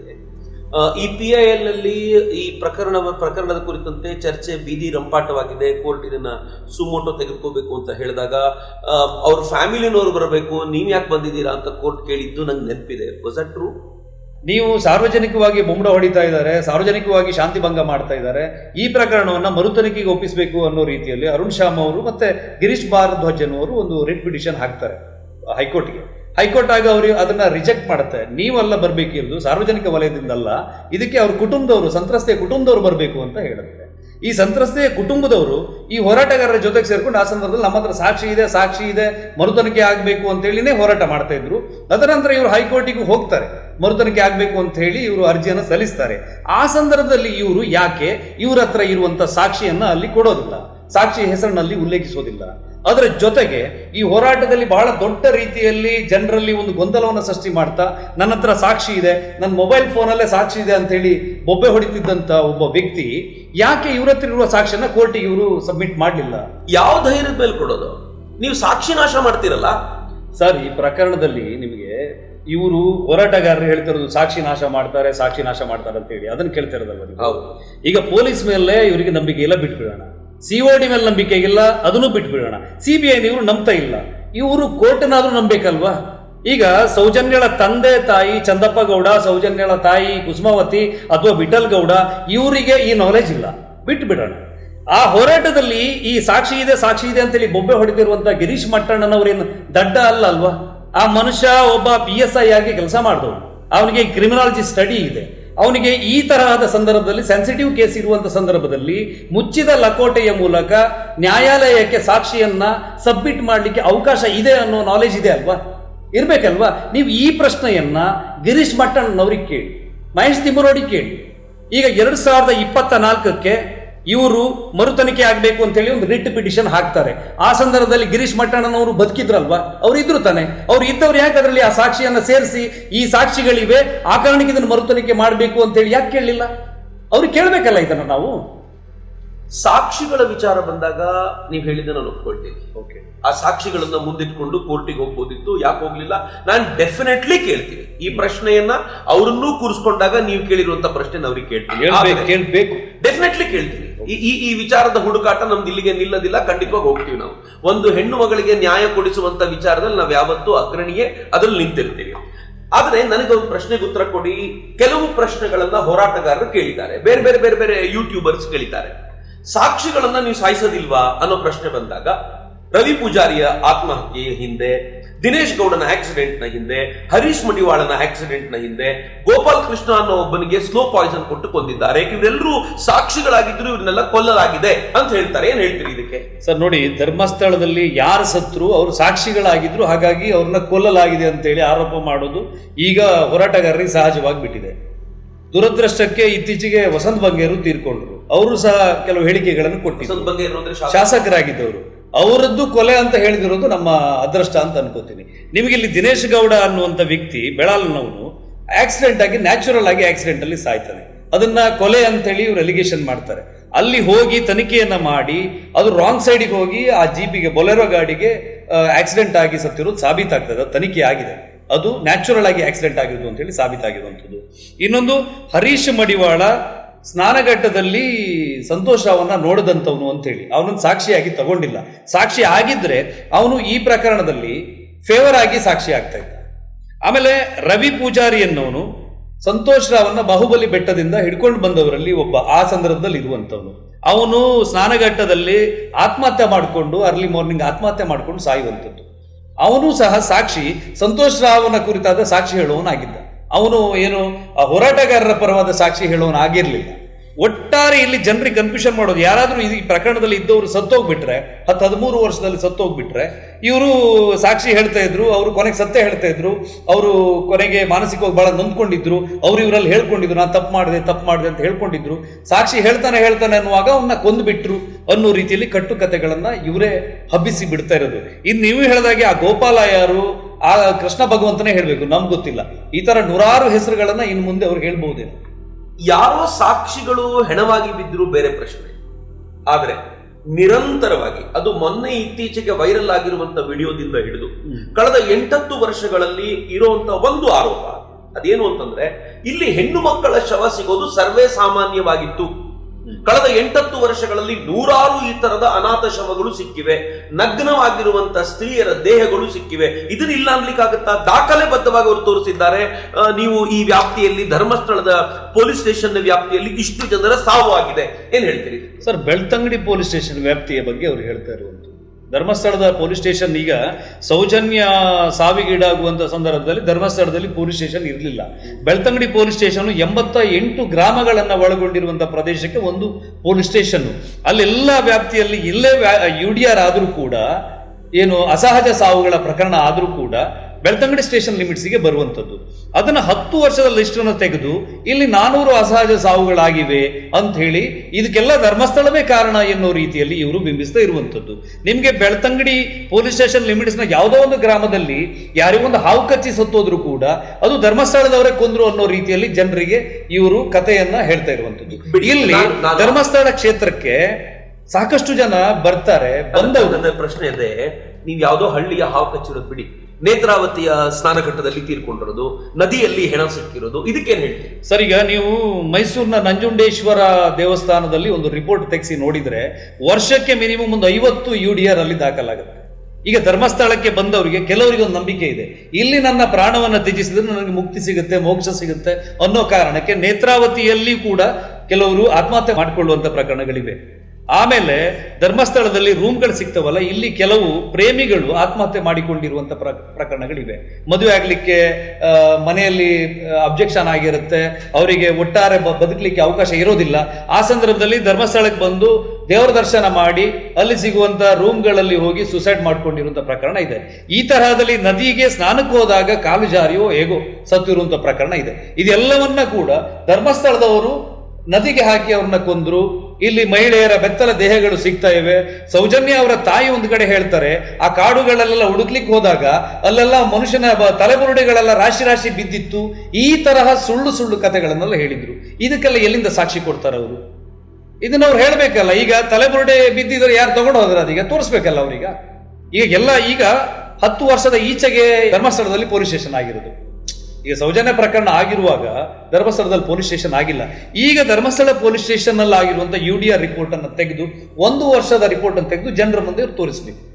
ಸರ್, ನಾನು ಈ ಒಂದೆರಡು ಏನೋ ಜನರಲ್ ಹತ್ಯೆಗಳ ಬಗ್ಗೆ ಅಥವಾ ಸಹಜ ಸಾವು, UDR ಅಂತ ನೀವು ಹೇಳೋತರ ಅದನ್ನ ಸಹಜ ಸಾವು ಅಂತಾನೆ ತಗೊಳ್ತೀನಿ, ಅದು ಅನ್ಯಾಚುರಲ್ ಡೆತ್ ಅಂತ ತಗೊಳ್ತೀನಿ. ಆದ್ರೆ ಆನೆ ಮಾವುತ ನಾರಾಯಣ ಮತ್ತು ಅವನ ಸೋದರಿ ಯಮುನಾಳ ಹತ್ಯೆ ಇರ್ಬೋದು, ಪದ್ಮಲತಾ ಹತ್ಯೆ ಇರ್ಬೋದು, ಹೆರಳೆ ಮಾಸ್ಟರ್ ಅಥವಾ ವೇದವಲ್ಲಿಯ ಸಾವಿನ ಕಥೆ ಇರ್ಬೋದು, ಅಥವಾ ಒಂದು ಬ್ಯಾಂಕ್ ಮ್ಯಾನೇಜರ್ ಹೆಂಡತಿಯ ಸಾವಿನ ಕುರಿತಂತೆ ಇತ್ತೀಚೆಗೆ ಏನು ವೈಭವಯುತವಾಗಿ ಎಲ್ಲರ ಮುಂದೆ ಪ್ರೆಸೆಂಟ್ ಆಗ್ಲಾಯ್ತು.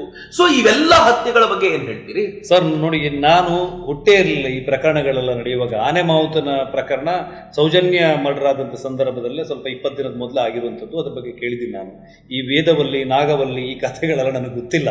ಯಾಕಂದ್ರೆ ನಾವು ಹೋಗಿರೋದು ಸೌಜನ್ಯ ಪ್ರಕರಣದ ಬಗ್ಗೆ ಸತ್ಯಶೋಧನ ವರದಿ ಮಾಡಲಿಕ್ಕೆ. ಇವರು ಈ ಪ್ರಕರಣದಲ್ಲೇ ದಿನ ಬೆಳಗಾದ್ರೆ ಹೊಸ ಹೊಸ ಕಥೆಗಳನ್ನ ಸೃಷ್ಟಿ ಮಾಡ್ತಾರೆ. ಈ ಕಥೆಗಳನ್ನು ಹುಟ್ಟುಹಾಕೋದು ಬಹಳ ಸುಲಭ. ಅದರ ಮೂಲ ಏನು, ಅದರ ಹಿನ್ನೆಲೆ ಏನು, ಅದರ ಸತ್ಯಾಸತ್ಯತೆ ಏನು ಅಂತ ಹೇಳಿ ನಾವು ಡಿಗ್ ಮಾಡ್ತಾ ಹೋದಾಗ ಇದೊಂದು ಸುಳ್ಳು ಕಥೆ ಅಂತೇಳಿ ನಮ್ಗೆ ಗೊತ್ತಾಗುತ್ತೆ. ನಾವು ಜನರ ಮುಂದೆ ಇದು ಹಿಂಗಿದೆ ಅಂತ ಹೇಳ್ತೀವಿ. ಮರು ದಿವಸ ಬೆಳಗ್ಗೆದ್ದು ನೋಡುವಾಗ ಇನ್ನೊಂದು ಕಥೆಯವರು ಸೃಷ್ಟಿ ಮಾಡಿ ಬಿಡ್ತಾರೆ. ಅದ್ರ ಬಗ್ಗೆ ಮಾತಾಡೋದು ವೇಸ್ಟ್ ಅಂತ ನನಗನ್ಸುತ್ತೆ. ಅಲ್ಲ, ಬಟ್ ಆನೆ ಮಾವುತನ ಕಥೆ ಅಂತೂ ಇದೆಯಲ್ಲ. ಆನೆ ಮಾವುತ ನಾರಾಯಣ ಮತ್ತು ಅವನ ಸೋದರಿ ಯಮುನಾ, ಅವ್ರದೊಂದು ಜಾಗ ಇತ್ತು. ಆ ಜಾಗವನ್ನ ಕಸಿದುಕೊಳ್ಳಿಕ್ಕೋಸ್ಕರ ಇವರು ದೊಡ್ಡ ಷಡ್ಯಂತ್ರ ಮಾಡಿದ್ರು. ಕೊನೆಗೆ ಆ ಜಾಗದಲ್ಲಿ NY ಅನ್ನುವಂತ ಹೆಸರಲ್ಲಿ ಒಂದು 3 ಸ್ಟಾರ್ ಹೋಟೆಲ್ ಮಾಡಲಾಯ್ತು. ಹೀಗೆಲ್ಲ ಆರೋಪ ಇದೆ ನಿಮ್ಮ ಮೇಲೆ. ಅದಕ್ಕೇನ್ ಹೇಳ್ತೀರಾ? ಅಂಡ್ ಇಷ್ಟಕ್ಕೆ ನಿಲ್ಲದಿಲ್ಲ, ಆ ಇವನ ಸಂತೋಷನ ಬ್ಲಡ್ ಸ್ಯಾಂಪಲ್ ನ ತೆಗೆದುಕೊಳ್ಳಾಯ್ತು. ಅಲ್ಲಿ ಅವನನ್ನ ಸಿಕ್ಕಾಕ್ಸುವಂತ ಪ್ರಯತ್ನ ಮಾಡಿದ್ರು. ಒಟ್ನಲ್ಲಿ ಆ ಕೊಲೆಗೂ ಕೂಡ ತಾವು ಮಾಡಿರುವಂತ ಕೊಲೆಗೆ ಸಂತೋಷನ ಸಿಕ್ಕಾಕ್ಸುವಂತ ಪ್ರಯತ್ನ ಮಾಡಲಾಯ್ತು. ಇದಕ್ಕೆಲ್ಲ ಏನ್ ಹೇಳ್ತೀರಿ ಸರ್? ನೀವು ಅವ್ರ ತರನೇ ಮಾತಾಡ್ತಿದ್ದಾರೆ. ಇಲ್ಲಿ ಕೇಳಿ, ಈಗ ಆನೆ ಮಾವುತ ನಾರಾಯಣ ಮತ್ತೆ ಯಮುನಾ ಮರ್ಡರ್ ಆಗಿದ್ದು ಹೌದು. ಮರ್ಡರ್ ಮಾಡಿದ್ದು ಧರ್ಮಸ್ಥಳದವರು ಅಂತ ಹೇಳಿ ಇವ್ರು ಕತೆ ಕಟ್ತಾ ಇರೋದು. ಆ ಮರ್ಡರ್ ಆದಂತ ಸಂದರ್ಭದಲ್ಲಿ ಡಾಗ್ ಸ್ಕ್ವಾಡ್ ಬರುತ್ತೆ. ಆ ನಾಯಿಗಳು KSRTC ಬಸ್ ಸ್ಟ್ಯಾಂಡ್ ತನಕ ಹೋಗುತ್ತೆ. ಅನುಚೇತ್ ಅವರು ASP ಆಗಿ ಅಲ್ಲಿ ಕೆಲಸ ಮಾಡ್ತಾ ಇದ್ರು.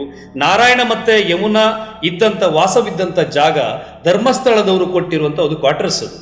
ಯಮುನಾ ಧರ್ಮಸ್ಥಳದ ಕನ್ಸ್ಟ್ರಕ್ಷನ್ ಕಂಪನಿಯಲ್ಲಿ ಕೆಲಸ ಮಾಡ್ತಿರುವ ಕಾರಣಕ್ಕೆ ಆ ನಾರಾಯಣ ಏನು ಯಮುನಾಳ ಅಣ್ಣ ಮೊದಲು ಆನೆ ಮಾವುತ ಆಗಿದ್ದಾಗ ಕೊಟ್ಟಂತ ಕ್ವಾರ್ಟರ್ಸ್ ಇಂದ ಅವನನ್ನು ಎಬ್ಬಿಸಿರ್ಲಿಲ್ಲ. ಯಾಕಂದ್ರೆ ತಂಗಿ ಕೆಲಸದಲ್ಲಿದ್ಲು, ಆನೆ ಮಾವುತ ಅದರಲ್ಲೇ ಇದ್ದ. ಅದಕ್ಕೋಸ್ಕರ ಅವರು ಅದರಲ್ಲಿ ವಾಸಸ್ಥಾನದಲ್ಲಿ ಇದ್ರು.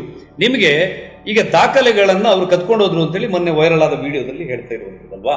ಚಂದಯ್ಯ ಹೆಗಡೆಯವರ ಹೆಸರಲ್ಲಿದ್ದಂತ ಜಾಗ, ಅದನ್ನ ಆನೆ ಮಾವುತ ನಾರಾಯಣನಿಗೆ ಕೊಟ್ಟಿದ್ದಾದರೆ ನಿಮಗೆ ಈ ದಾಖಲೆಗಳು ರೆವಿನ್ಯೂ ಡಿಪಾರ್ಟ್ಮೆಂಟ್ ಅಲ್ಲಿ ಹೋಗಿ ನೀವು ರೆಕಾರ್ಡ್ ಅನ್ನ ತೆಗೆದು ನೋಡಿದ್ರೆ ಯಾರಿಂದ ಯಾರಿಗೆ ಬಂತು ಎನ್ನುವುದು ಇವತ್ತೂ ಕೂಡ ನಿಮಗೆ ಸಿಕ್ಕತ್ತೆ.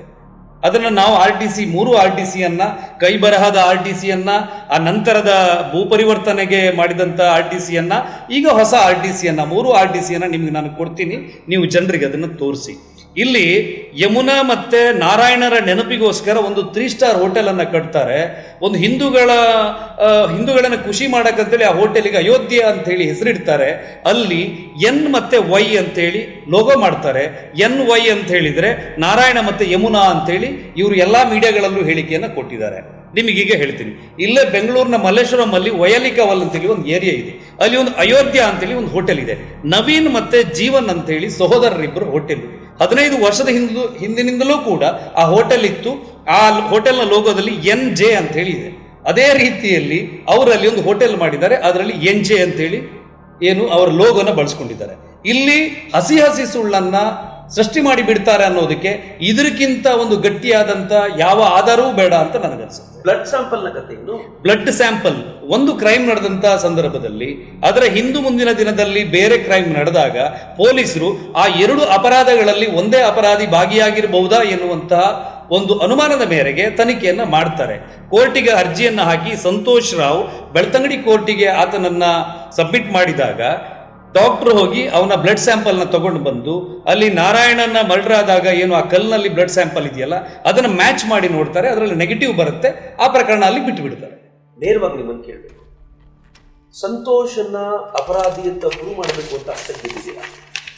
ಸರ್, ಸಂತೋಷನ್ನ ಅಪರಾಧಿ ಅಂತೇಳಿ ನಾವು ಪ್ರೂವ್ ಮಾಡಬೇಕು ಅಂತೇಳಿ ಹೇಳೋದಲ್ಲ. ಪೊಲೀಸರು ಹೇಳಿದ್ದಾರೆ, ತಕ್ಷಣ ಅದನ್ನು COD ಕೊಟ್ಟರು. COD ಚಾರ್ಜ್ ಶೀಟ್ ಹಾಕಿದೆ. ಇದರಲ್ಲಿ COD ಏನು ಯಾವ್ಯಾವ ಅಧಿಕಾರಿಗಳಿದ್ರು ಅಂತ ಹೇಳಿ ನಿಮ್ಗೆ ಗೊತ್ತಿರಬಹುದು. ರುದ್ರಮುನಿ ಬಹಳ ಒಬ್ಬ ಒಳ್ಳೆಯ ಅಧಿಕಾರಿಯಾಗಿ ಹೆಸರು ಪಡ್ಕೊಂಡವರು. ಅವರು ನಿರಂತರವಾಗಿ ಎಲ್ಲ ಸಾಕ್ಷ್ಯಗಳನ್ನು ವಿಚಾರಣೆ ಮಾಡಿ ಅವನ ಮೇಲೆ ದೋಷಾರೋಪಣೆ ಪಟ್ಟಿಯನ್ನು ಸಲ್ಲಿಸ್ತಾರೆ. ಅದು ಸರಿ ಇಲ್ಲ ಅಂತೇಳಿ ಪ್ರತಿಭಟನೆ ಮಾಡಿ CBIನ ಕರ್ಕೊಂಡು ಬರ್ತಾರೆ. CBI ಕೂಡ ಅದೇ ರೀತಿ ಅವನೇ ಅಪರಾಧಿ ಅಂತ ಹೇಳಿ ಹೇಳ್ತದೆ. ಆದರೂ ಕೂಡ ಇವರು ಒಪ್ತಾ ಇಲ್ಲ. ಆದರೆ ಈ ಪ್ರಕರಣದ ಕನ್ಕ್ಲೂಷನ್ ಏನು ಅಂತ ಹೇಳಿದ್ರೆ, ಅಧಿಕಾರಿಗಳು ಹೇಳ್ತಾರೆ, ಈ ಹಿಂದೆ COD ಅಧಿಕಾರಿಯಾಗಿದ್ದಂತ ರುದ್ರಮುನಿಯವರು ಹೇಳ್ತಾರೆ, ಇವ್ರನ್ನೆಲ್ಲ ಬ್ರೈನ್ ಮ್ಯಾಪಿಂಗ್ ಮಾಡಬೇಕು, ಮಾಡಲಿಲ್ಲ ಅಂತ ಹೇಳ್ತಾರೆ. ಮಾಡ್ಕೊಂಡು ಬಂದಿದ್ದಾರೆ, ರಿಪೋರ್ಟ್ ಅನ್ನ ಕೊಟ್ಟಿದ್ದೀವಿ, ಮತ್ತೆ ಪುನಃ ಬೇಕಾದ್ರೂ ಅವ್ರದ್ದು ಬ್ರೈನ್ ಮ್ಯಾಪಿಂಗ್ ಮಾಡೋಣ. ಸಂತೋಷ್ ರಾವ್ದು ಬ್ರೈನ್ ಮ್ಯಾಪಿಂಗ್ ಮಾಡಬೇಕು ಅಂತೇಳಿ ಇವ್ರು ಯಾಕೆ ಒಪ್ಸೋದಿಲ್ಲ?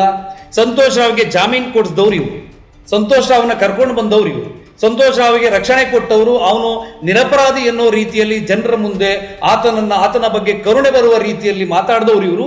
ಸಂತೋಷ್ ರಾವ್ ಇವರ ಸುಪರ್ದಿಯಲ್ಲಿದ್ದಾನೆ. ಈಗಲೂ ಕೂಡ ಕಾಲ ಮಿಂಚಿಲ್ಲ. ಸಂತೋಷ್ ರಾವ್ನ ಕರ್ಕೊಂಡು ಬಂದು ಬ್ರೈನ್ ಮ್ಯಾಪಿಂಗ್ ಮಾಡ್ಬೋದಲ್ಲ, ಯಾಕೆ ಮಾಡ್ತಾ ಇಲ್ಲ? ಮಾಡಿದಾಗ ಸಿಗುತ್ತಲ್ಲ, ಗೊತ್ತಾಗದಲ್ಲ ಸತ್ಯ ಏನಂತೇಳಿ ಜನರ ಎದುರುಗಡೆಗೆ ಇಟ್ಬಿಡ್ಲಿ. ಯಾಕೆ ಇದನ್ನು ಮಾಡೋದಿಲ್ಲ? ಮಾಡ್ಬೇಕಲ್ಲ ಅವರು. ನಾನು ಕೇಳ್ತೀನಿ ಈ ಪ್ರಶ್ನೆ ಅವ್ರು ಸಿಕ್ಕಿದಾಗ ಡೆಫಿನೆಟ್ಲಿ ಕೇಳ್ತೀನಿ. ಕೇಳೋದಲ್ಲ ಸರ್. ನೋಡಿ, ಈ ಧರ್ಮಸ್ಥಳದ ವಿಷಯದಲ್ಲಿ ಇಡೀ ನಮ್ಮ ನಾಗರಿಕ ವಲಯದ ಮಾನಸಿಕವಾದಂಥ ನೆಮ್ಮದಿಯನ್ನ ಹಾಳು ಮಾಡ್ತಾ ಇದ್ದಾರೆ. ಇವರಿಗೆ ಸೌಜನ್ಯ ಎನ್ನುವುದು 100% ನೆಪ ಮಾತ್ರ. ಇವರಿಗೆ ನ್ಯಾಯ ಬೇಕಿಲ್ಲ. ನ್ಯಾಯವನ್ನ ಖುದ್ದು ಸೌಜನ್ಯ ಅಲ್ಲ ಮಂಜುನಾಥ ಸ್ವಾಮಿ, ಅಣ್ಣಪ್ಪ ಸ್ವಾಮಿ ಬಂದು ಹೇಳಿದ್ರು ಕೂಡ ಇವರು ಅಪರಾಧಿ ಸಂತೋಷ ಅಂತ ಹೇಳಿದ್ರು ಕೂಡ ಇವರು ಒಪ್ಪೋದಿಲ್ಲ. ಇವರು ಅದರ ಮೇಲೂ ಕೂಡ ಅವ್ರದ್ದು ಬೇರೆ ಕಥೆಯನ್ನು ಸೃಷ್ಟಿ ಮಾಡ್ತಾರೆ. ಇದಕ್ಕೆಲ್ಲದಕ್ಕೂ ಪರಿಹಾರ ನಮ್ಮನ್ನು ಕೂಡ ಬೇಕಾದ್ರೆ ಬ್ರೈನ್ ಮ್ಯಾಪಿಂಗಿಗೆ ಒಳಪಡಿಸಲಿ. ನಮ್ಮೇಲೂ ಆರೋಪಗಳನ್ನ, ಬೇರೆ ಬೇರೆ ಆರೋಪಗಳನ್ನ ಹೋರಾಟಗಾರರು ಹಾಕ್ತಾ ಇದ್ದಾರೆ, ಪ್ರತಿದಿನ ಹಾಕ್ತಾ ಇದ್ದಾರೆ.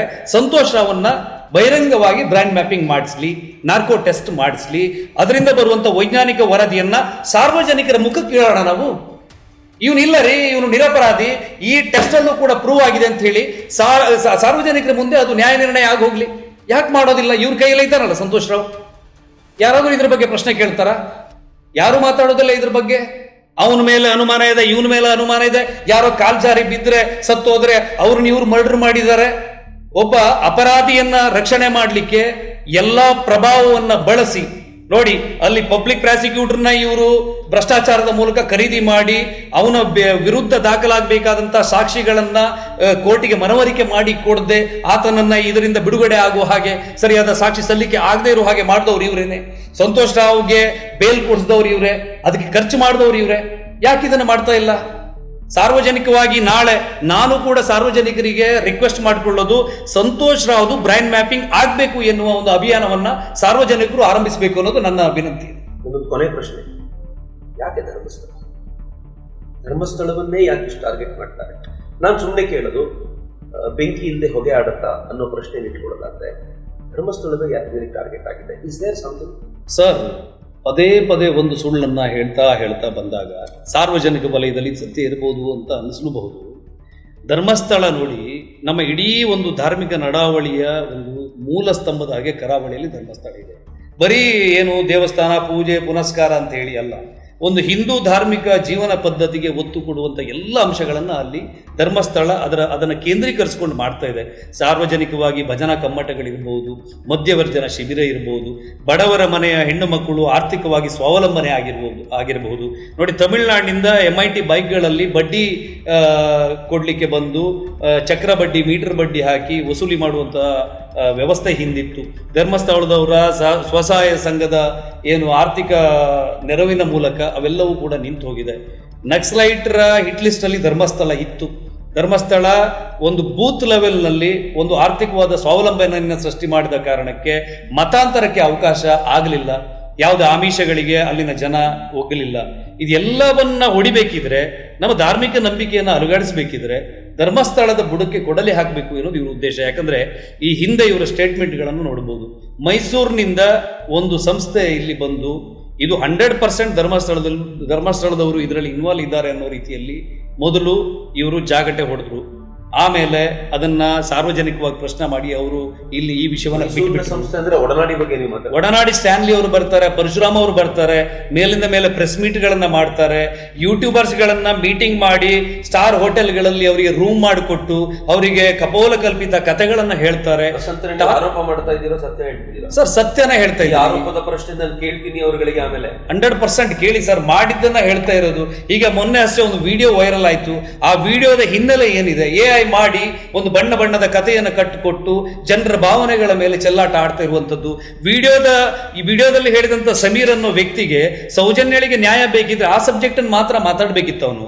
ಅಲ್ಲಿ ಎಂಡೋಮೆಂಟ್ ಆಕ್ಟ್ ಪ್ರಕಾರ ಧರ್ಮಸ್ಥಳ ಅನ್ನೋದು ಹಿಂದೂ ದೇವಸ್ಥಾನ, ಅದು ಸರ್ಕಾರದ ಸುಪರ್ದಿಗೆ ಬರಬೇಕು ಅನ್ನೋ ರೀತಿಯಲ್ಲಿ ಯಾಕೆ ಹೇಳಬೇಕು ಅಂತ ಹೇಳಿದ್ರೆ, ಇವರಿಗೆ ಟಾರ್ಗೆಟ್ ಆಗಿರೋದು ಧರ್ಮಸ್ಥಳವನ್ನ ಆ ವ್ಯವಸ್ಥೆಯಿಂದ ಸರ್ಕಾರದ ಸುಪರ್ದಿಗೆ ಕೊಡಿಸ್ಬೇಕು. ಆ ಮೂಲಕ ಧರ್ಮಸ್ಥಳದಲ್ಲಿ ಆಗ್ತಾ ಇರುವಂತಹ ಧಾರ್ಮಿಕ ಮತ್ತು ಸಾಮಾಜಿಕ ಚಟುವಟಿಕೆಗಳಿಗೆ ಬ್ರೇಕ್ ಹಾಕಬೇಕು ಎನ್ನುವುದು ಇದರ ಹಿಂದಿರುವಂತ ಅಜೆಂಡಾ ಇರಬಹುದು ಅಂತ ನನಗನ್ಸುತ್ತೆ. ಫೈನ್. ನೀವು ಹೇಳಿದ ನಂತರ ಅನೇಕ ಸಂಗತಿಗಳನ್ನ ಇನ್ನಷ್ಟು ಪ್ರಶ್ನೆಯಾಗಿ ಉಳಿತು ಅಂತ ನನಗನ್ಸುತ್ತೆ. ಮಿತ್ರರೇ, ಇದು ವಸಂತ್ ಗಿಳಿಯಾರ್ ಜೊತೆ ನಾನು ಮಾತನಾಡಿದ್ದು. ವಸಂತ್ ಗಿಳಿಯಾರು ಸುದೀರ್ಘವಾಗಿ ಈ ಕುರಿತಂತೆ ನಮ್ಮ ಜೊತೆ ಮಾತನಾಡಿದ್ದಾರೆ. ಆದರೆ ಚರ್ಚೆ, ಹುಡುಕಾಟ ಇಲ್ಲಿಗೆ ನಿಲ್ಲದಿಲ್ಲ.